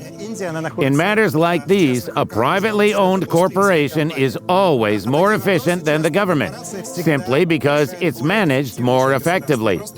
That's why the British Crown later decided to put an end to the East India Company, taking all that smooth-running machinery, absorbing it into itself, and making it a state bureaucracy. It's not a coincidence that this building was repainted red, because British soldiers and officers wore red uniforms. Red was the color of the British Empire. Initially, it was painted white or beige and looked pretty frugal. There were no decorations. But legend has it that, back in the 19th century, one of the British peers, Lord Valentia, allegedly came to India and saw this and a few other colonial buildings. He was so dissatisfied with the look of them that he wrote to the directors of the East India Company, stating that India should be ruled from a palace, not an auditing chamber, by a prince, and not by a merchant. That's when the building was repainted and decorated with all these imperial elements. So that is where I was coming. You take over the charge when it was 34%. After 150 years, you leave it at 1.8%. In what way did the British help? Did they not fleece Indian gradually, village to, district to state? And this is British document and also accepted by UNESCO by General Physical Survey. India's literacy rate in 1800 was, and actually 1837 British report is there, India's literacy rate was 87%. 87%. Britain and France's literacy rate was 7%. These are all data given by British themselves. Now the thing is, why was such a great literacy rate in India? Because in India, education was free. When British left in 1947, their own record, again I'm saying their own record, India's literacy rate has come down to 7%. Why? Free education was abolished. All grants that were free from any kind of tax to the schools and colleges, they were all withdrawn, cancelled. So if somebody thinks that British have contributed to India's thing, I don't know how they contributed. So what did they do in Bengal, to go back to your question? One of the things they put into place is what is called the permanent settlement. So what was a permanent settlement? The permanent settlement involved a way of thinking about Indian agriculture and Indian landlords. Let's say 10 acres of land. So they take a date, 1790, let's say what was the revenue at that time? That is the amount that the landlord is supposed to deliver to the local ruler. Okay, now in this case, it's going to be the British. Okay, let's say the monsoon season has been very good and you have a bumper crop one year and another year. The farmer is actually making a lot of money because he's still paying that revenue at the fixed rate that was set. But let's look at the reverse. What is the reverse picture? The reverse picture is he still has to pay that revenue if there's a drought. You have 3 years of drought, the farmer is still required to pay that. And if he cannot pay it, the British acquired the right to possess the land. This is what in Marxist vocabulary is called the alienation of land. You take it from the person and you put it on the free market and you give it to the highest bidder. So what the British are saying is, essentially, is, to answer your question, is they're saying we're going to create a class of landlords who can be secure in their wealth. This wealth will never be appropriated by the British state in India, right? And they'll have an incentive to improve their property, because if they know if they can improve it, they'll get a better crop, they'll become richer. The other side of it is that the majority of these people actually lost their land because they couldn't meet the revenue demand. A large number of people who now are going to become landless. That's one illustration. Let's take another illustration. I'll give it in much shorter description. The British claimed that their rule had yielded enormous benefits and dividends. Infrastructure, mainly. Yeah. And what do? They give an account of their glorious achievements, particularly infrastructural, irrigation canals, this and that. Well, what they don't tell you is, and I think that this is unquestionably true, I think there's a massive amount of documentation about it, is that in India, under British rule, famines happened repeatedly. And in fact, from 1875 to 1925, that's 50 years, half a century, that period is a period that I have described in my writings as a period of catastrophic death. Because by my calculation and the calculation of a number of other historians, about 100 million excess deaths took place in India at that time. 100 million excess deaths. So we're talking about beyond the normal mortality. What accounts for them? Plagues, epidemics, famines. South India, 1890s, early 1900s, 20-30 million people just die like fleas. Just die like fleas. And what's extraordinary is that British rule started with famines and ended with famines. Now you know that the typical argument of the English left good infrastructure is easily countered by the fact that they built that infrastructure for themselves. Same applies for the majority of the architecture left behind, like St. Paul's Cathedral in Calcutta. This was the first Anglican church in this city, or maybe even in the whole of India. It bears an obvious resemblance to Westminster Abbey.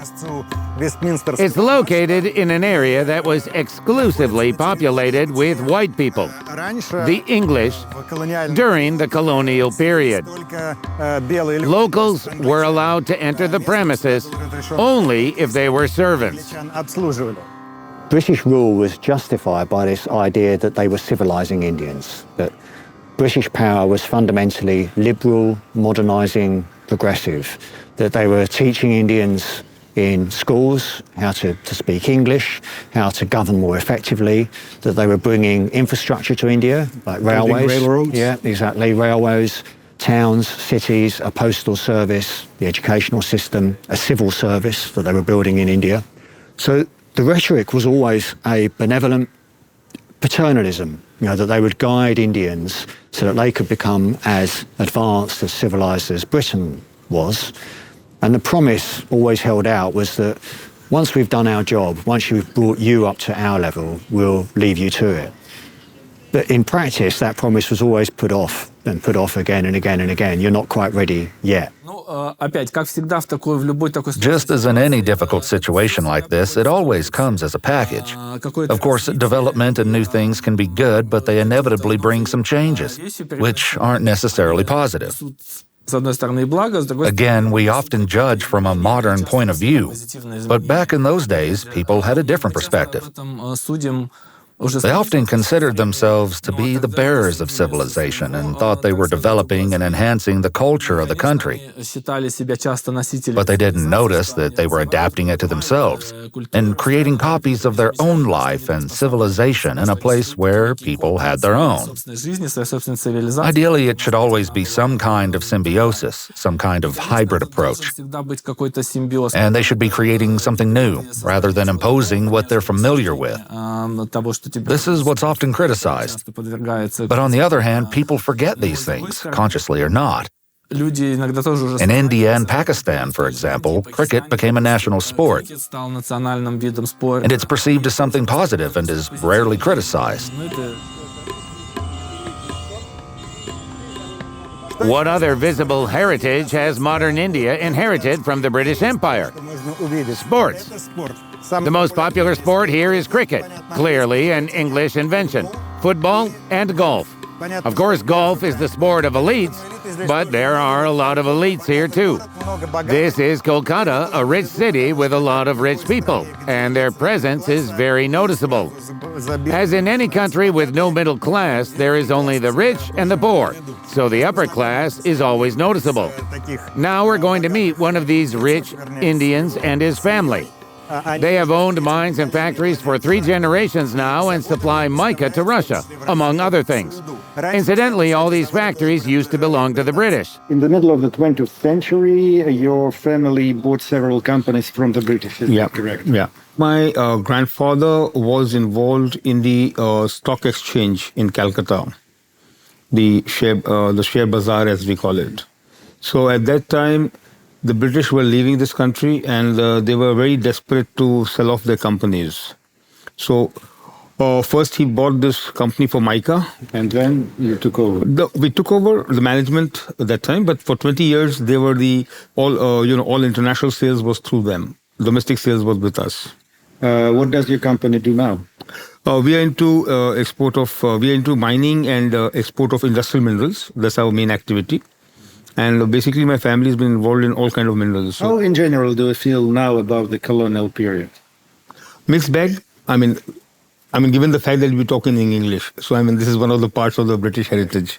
So, yes, there were some things which the British did which were pretty good, which were the railways, for that matter. Though, It's said that the British mostly built up the railways because to transport materials which they wanted to export to UK or to England, and that's why they built the railways. But I mean, for whatever reason they built it, it has been a plus in this country. The second thing is that India there was always a concept of India as a nation state, but something akin to something like a European identity. Like you have a European identity, you had an Indian identity. They were not specifically one large country. It was never one whole country was never under one rule. So the British did that. They formed all the different, they centralized the power in India. So now you have a more cohesive country. So that's for sure. That's the plus part of the British rule. But then at the same time, British rule was quite negative in the way that it really impoverished the people here. What you see today, the impoverishment in India, is like we have been trying to getting over the colonial period, but really it's a major task, because when the British left from here, India could not even feed itself. This is why it's so complicated. The empire was never just one thing, and Britain's never acted in any one way. There were always conflicts and tensions between British colonists about what the empire was for and what Britain should be doing in their empire. So during the late 19th century, the period that Trump often now looks back on as America's golden age of tariffs and of taking over territory if you want it, Greenland, Canada, Panama, this was the era in which the American government was acting like a British or European imperial power, and it was starting to colonize the Philippines. There was much sort of anti-imperial sentiment in America that was saying this is wrong. This is not what America was founded to do. America was founded through the overthrow of an oppressive authoritarian empire. We were founded supposedly as a democracy, with democratic liberal values. So we shouldn't be doing this kind of imperialism.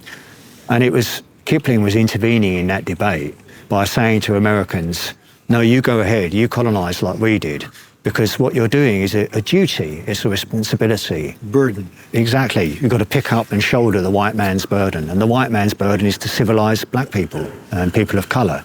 This is the justification that Britain had been propagating, many Britons have been propagating ever since the end of slavery, effectively. And it was a justification that American authorities at the time were very willing to take on as well. So again, you've got that hypocrisy, saying one thing, doing another thing, talking about liberal democratic values at home, but certainly not overseas. I'll share more background on Kipling and this poem. The life of this man is closely connected with British colonial history. He was born in Bombay, now Mumbai, to an Englishman who came to India to teach at a local art school. At the age of 16, Rudyard got a job at a newspaper in Lahore, India, and traveled a lot around the country. Then he came back to Britain and became the first English language author to win the Nobel Prize for Literature. People of my generation, and I myself, mostly know Kipling as the author of Rikki Tikki Tavi, the short story about a valiant mongoose. And I'll have to admit that most of my youth I considered him to be an author of stories about animals like Vitali, Bianchi, which was, of course, a huge mistake, because Kipling was a real British imperialist. And speaking in modern terms, he was a real racist. He wrote about the British Empire in purely positive and uplifting terms, and called the colonized peoples children and savages, less developed than white Europeans. His views were forever commemorated in the most important poem of the imperial period. It is called The White Man's Burden. It was written in 1899 about the Philippine-American War. Kipling exhorts Americans to annex the Philippines, explaining that it would only benefit the natives and that it is the white man's duty to educate and control the stupid and savage natives. Here's how it goes. Take up the white man's burden. Send forth the best ye breed. Go bind your sons to exile, to serve your captives' need, to wait in heavy harness on fluttered folk and wild, your new-caught sullen peoples, half devil and half child, and so on. He's an unabashed imperialist. Let's be very clear about that. Right? But his personal history is much more complex. It's partly more complex because, beginning with his father, he had deep roots in India. Deep roots in India, and we'd have to go over his life history in considerable detail to understand the various ways in which he felt traumatized back in England. He was far more comfortable in India in many ways. See, because in England, people like him people from his class background, where do they go? To school. They go to boarding schools. And what are boarding schools? These English boarding schools are basically places where boys learn to bully each other. And you learn certain codes of masculinity, hyper-masculinity, I would say. Now, he felt very uncomfortable with that because he was a person who grew up in India and knew the cultural milieu here. So in some ways, he's a very troubled person. It is precisely because he understands that in many ways, India, in fact, may be far more superior, that he then comes out with vengeance to espouse the glory of Britain.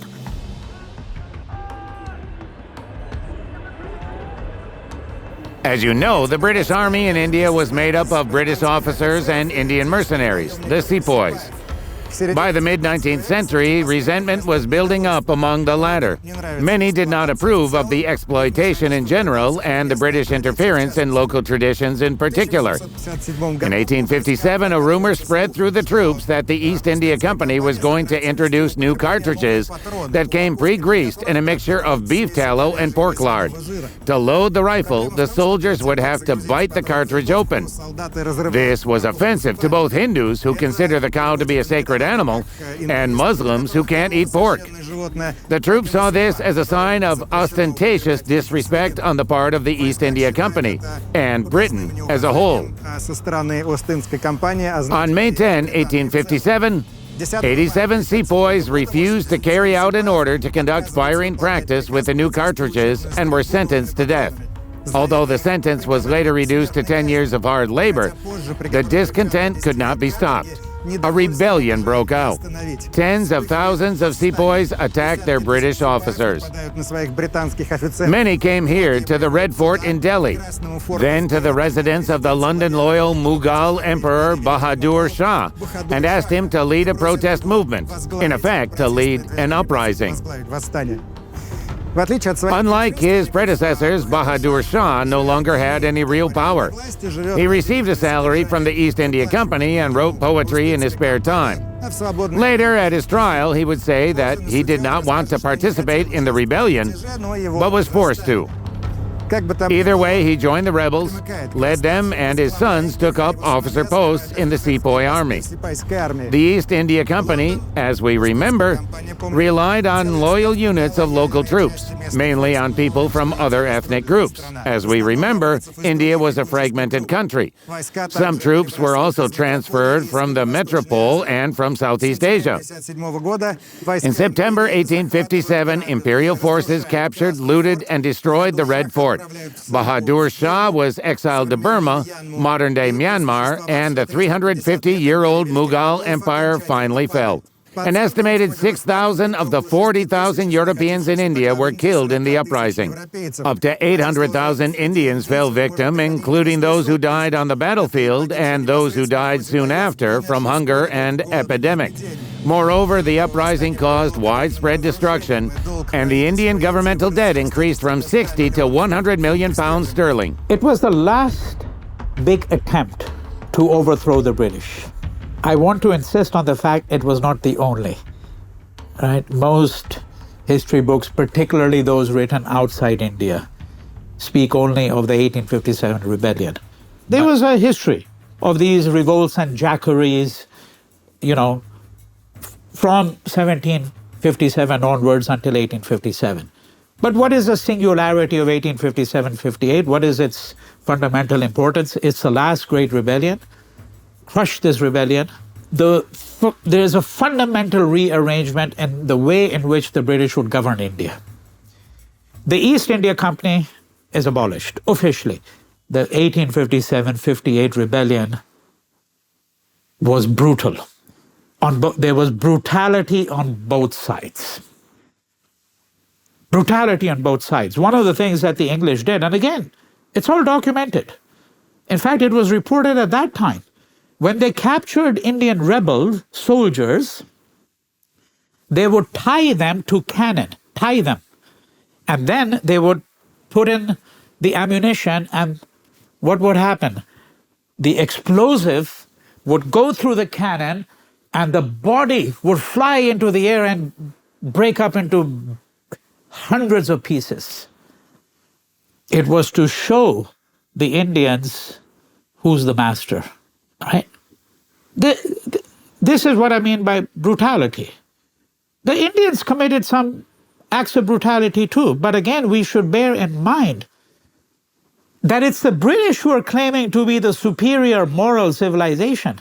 They're the ones who are claiming that the reason we rule you is because we represent a superior moral civilization. And in history, the superior moral civilization prevails over those who are morally inferior. Lots of other words were used too, people who are primitive, people who are barbarians or savages.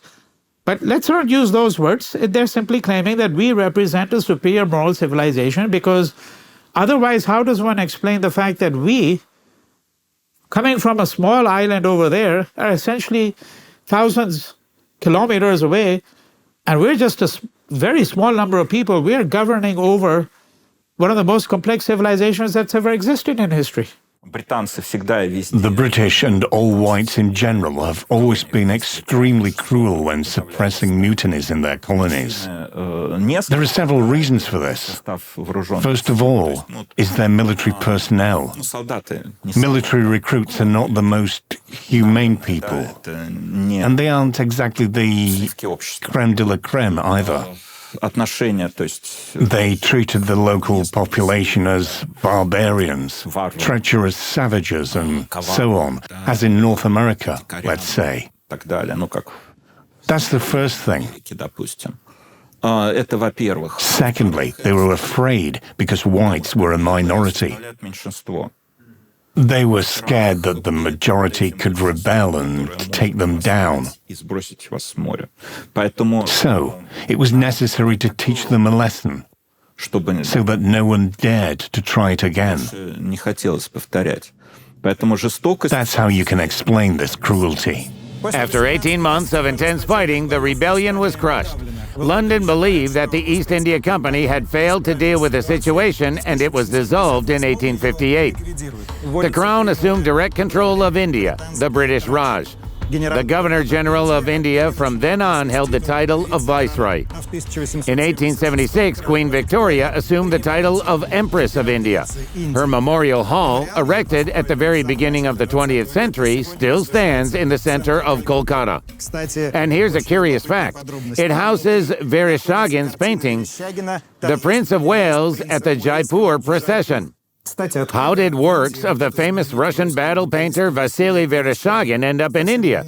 Very few people know that in 1874 to 76, he spent 2 years in this country, traveled a lot, and painted more than 150 paintings, not only of battles, but also many everyday scenes, ceremonial paintings, and simple sketches.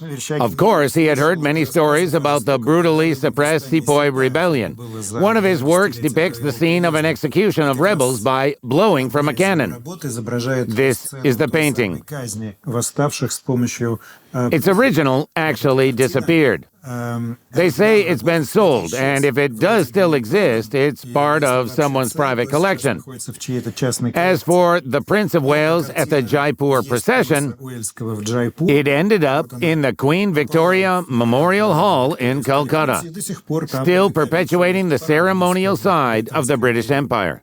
India, being a crown colony, the queen at that time, who was Victoria, right? She's going to be Empress of India. Not officially, by the way. That happens under Disraeli. And in this case, her people means the Indians. That you are my people. I'm going to treat you because you're my people, and I'm not just the Empress of the United Kingdom, I'm Empress of India. I'm the queen for all of you. And I'm going to treat you exactly the same way I treat my subjects back in the United Kingdom. Of course, that was not the case at all, not even remotely, right? Because, for example, let's just take a simple test. If a British committed an official, could this person be tried by a jury of Indians? The answer is no. Absolutely no.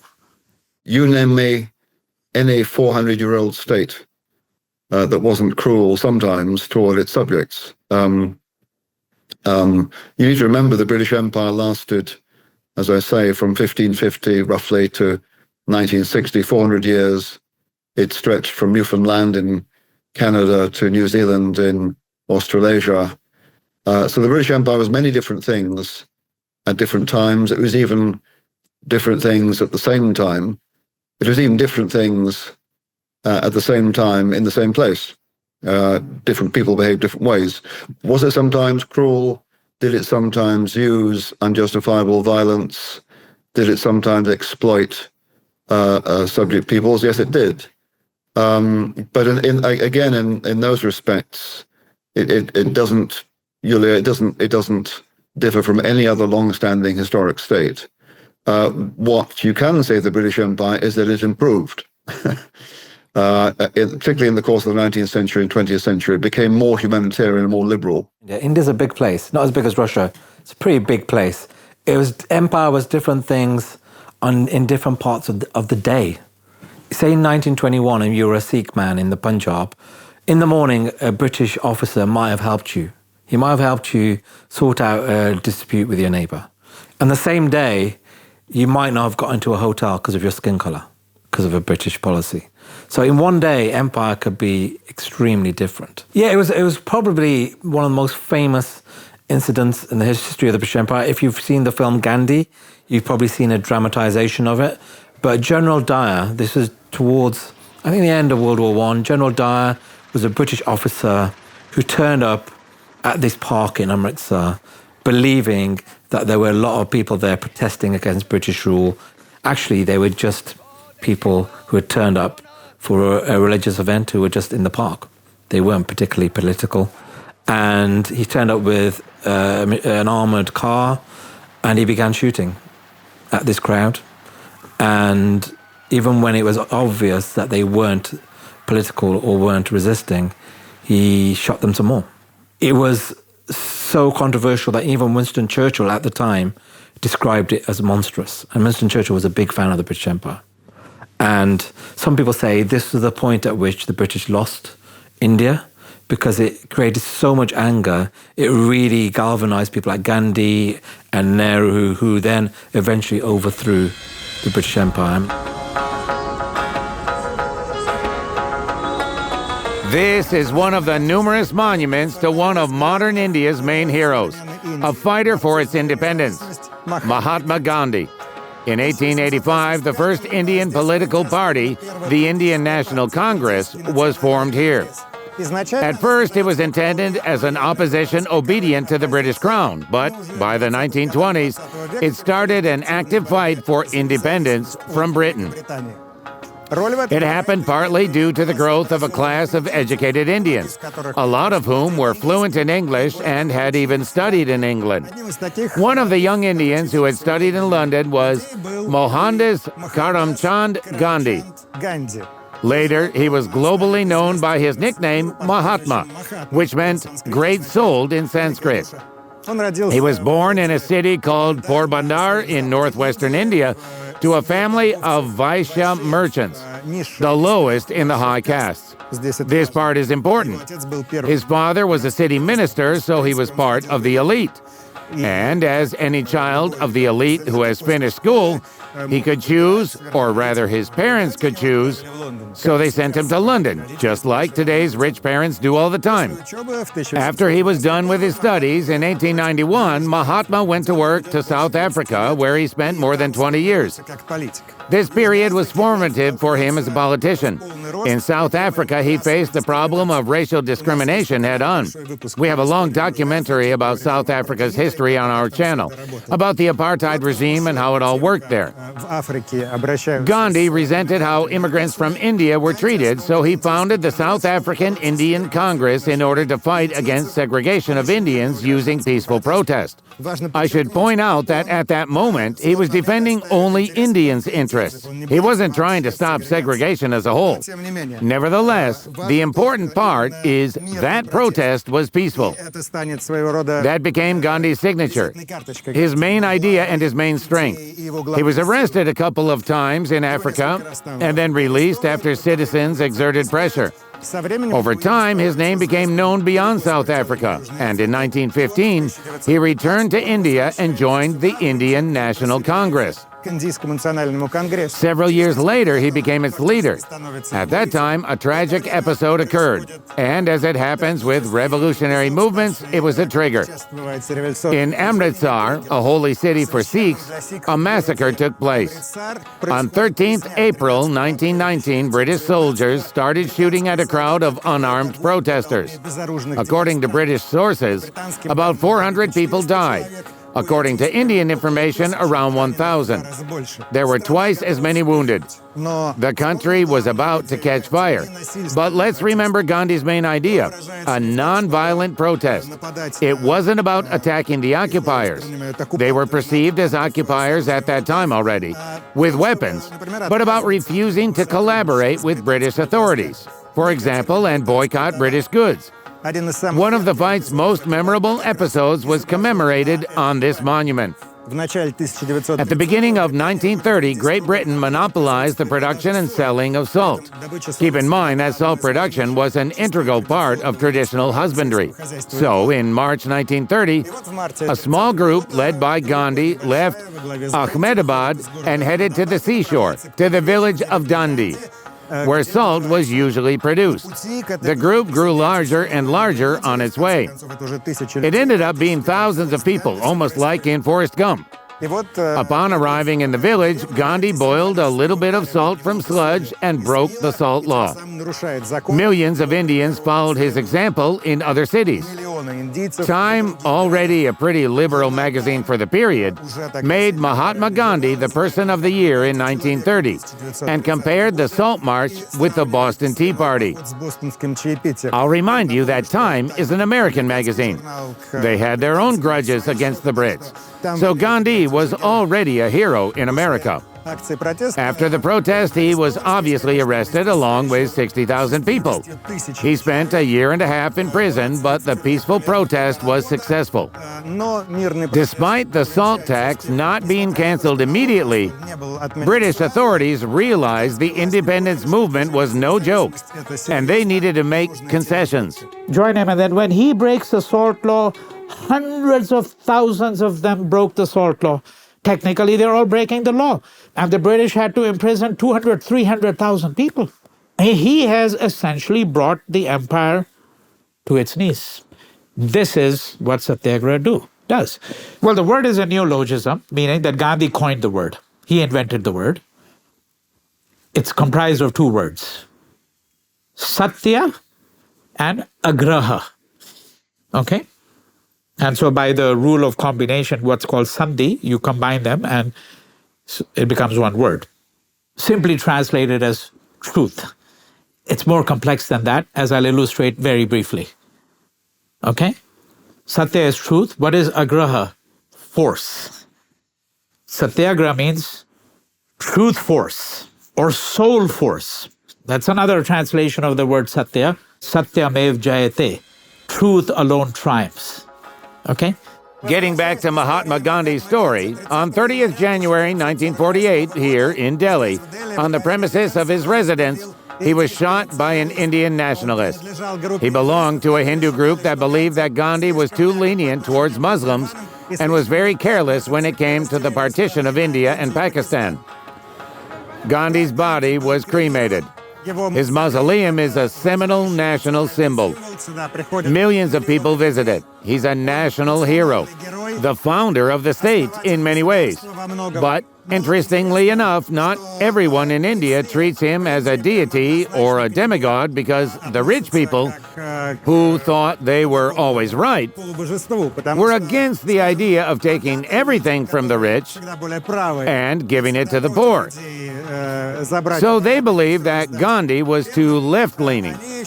They do acknowledge his contribution to India's liberation, but they believe that there were different sides to this person, and it wasn't so one-sided. I feel, of course, Gandhi was, in a way, he got us freedom without much bloodshed. But then again, what I feel is that, yes, Gandhi definitely was a great man, but I think the history in this country, the way it has been projected, is very unidimensional. It has just, concentrated on Gandhi as a figure, or the Congress party as one this thing. There has been no, let us say, recognition of other factions or other parties or other groups which fought for independence, and some of them not always non-violently. One of the reasons the British actually decided to leave in a hurry. I mean, they left in a hurry after the Second World War. They, in fact, brought closer the period of Indian independence, was because there was a mutiny in the Royal Navy in Bombay, and when because there was just a handful of several thousand British officers controlling the whole of Indian Army and the Indian Navy, and most of the people were all Indians. So if there was a mutiny, they could not have controlled it. So they just said, better go away from here. Were there many families here in India who took part in the World War II in Europe? Not in the affluent part, no. Mostly people from, who took part in World War II were people basically who were lured by money by the British. In the First World War, in the Second World War as well. I mean, truly nobody was fighting for the King Emperor, so... There are memories of a huge famine here in India. Yes, the Bengal famine was horrible. More than 3 million people died. So when you speak about British rule, I think that's a big blot on British rule in India. And it happened during the World War II? Yes.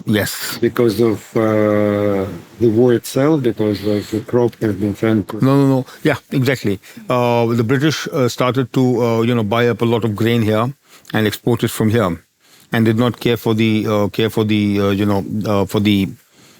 people here, especially the poor over here.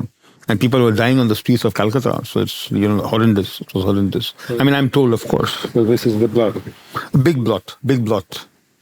Very big blot. 3 million Indians died during World War II. The largest loss of life during World War II on the Allied side was in India.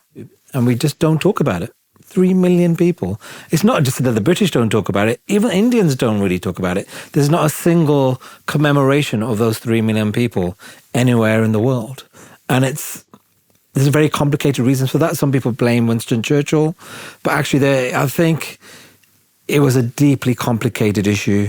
I find it really interesting that you go to Parliament Square in London and there's a statue to Winston Churchill, obviously a great hero, but also a massive defender of imperialism. And right next to him nearby is a statue of Gandhi, who took on Winston Churchill. And Winston Churchill had nothing particularly nice to say about Gandhi.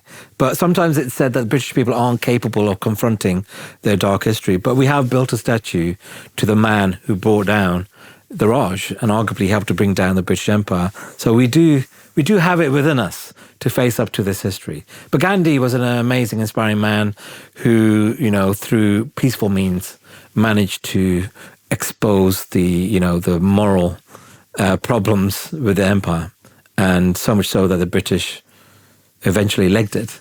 But Nehru was the man who did the politics afterwards, who came in and tried to make the independent India work. But actually now, interestingly, the current Prime Minister of India is quite down on Nehru. He talks about himself as being the first true leader of modern India. And his argument is, look, all the leaders before me, or most of them, were educated in Britain or had some British education. And Nehru was very Anglophile. He spoke in a very English way. I think he'd been to Oxbridge, and He supposedly had a relationship with the final viceroy's wife. And so he's a very, establishment English character. Modi comes along and says, actually, no, it's me. I'm the first truly independent Indian leader.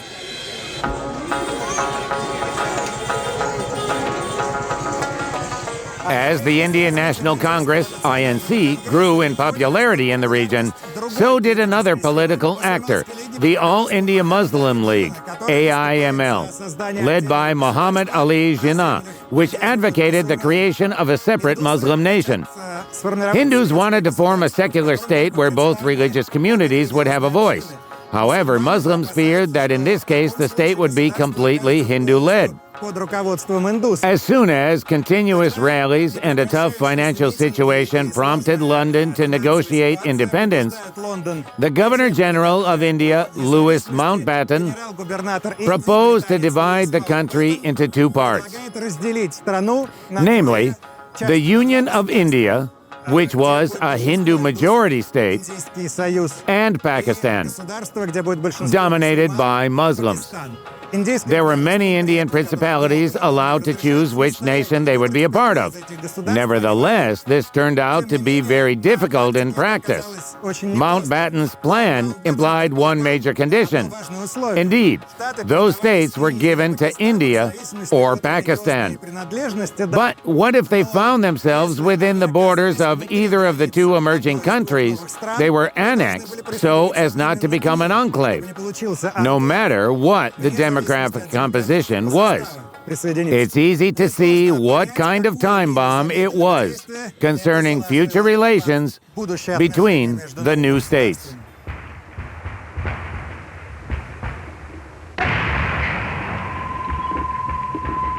As the country was divided into India and Pakistan, difficulties arose with the northern principalities of Junagadh, Jammu, and Kashmir. The Junagadh authorities chose to join Pakistan, although land-wise the principality was inside India.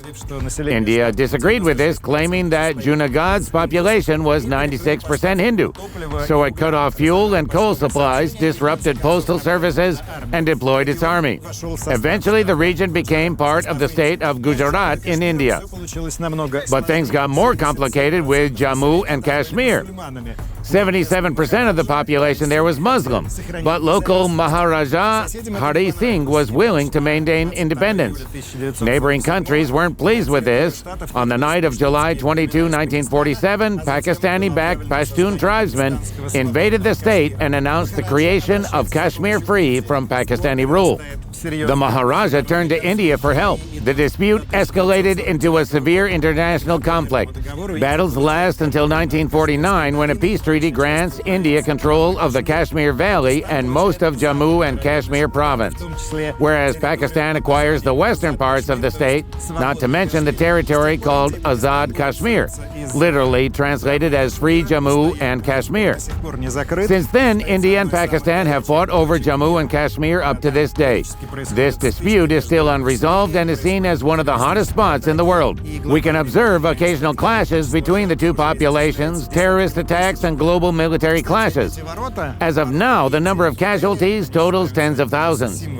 Here you can see the India Gate in Delhi, considered one of the landmarks of India. It was built in the 1930s to commemorate Indian soldiers killed in World War I, but it's also a monument to those who died in conflicts with Pakistan.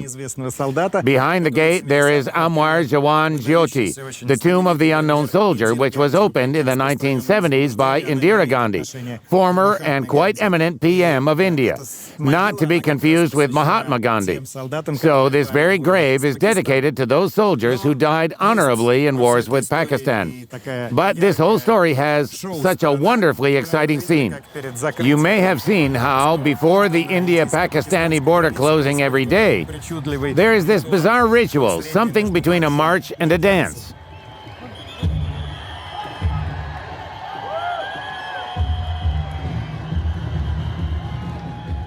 Why exactly is the conflict between India and Pakistan considered so dangerous?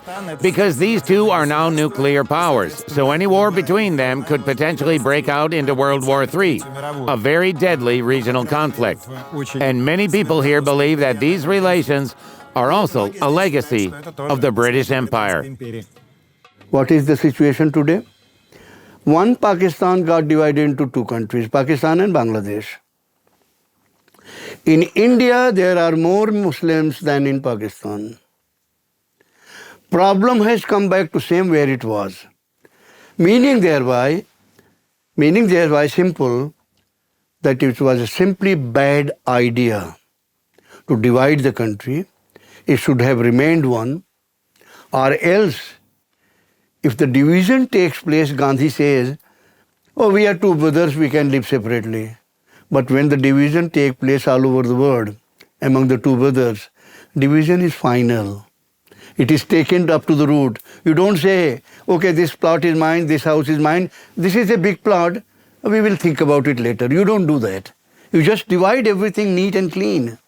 Today you see Pakistan, it's famous only for exporting terrorism. It does not have enough to eat, and all the time it is with begging bowl.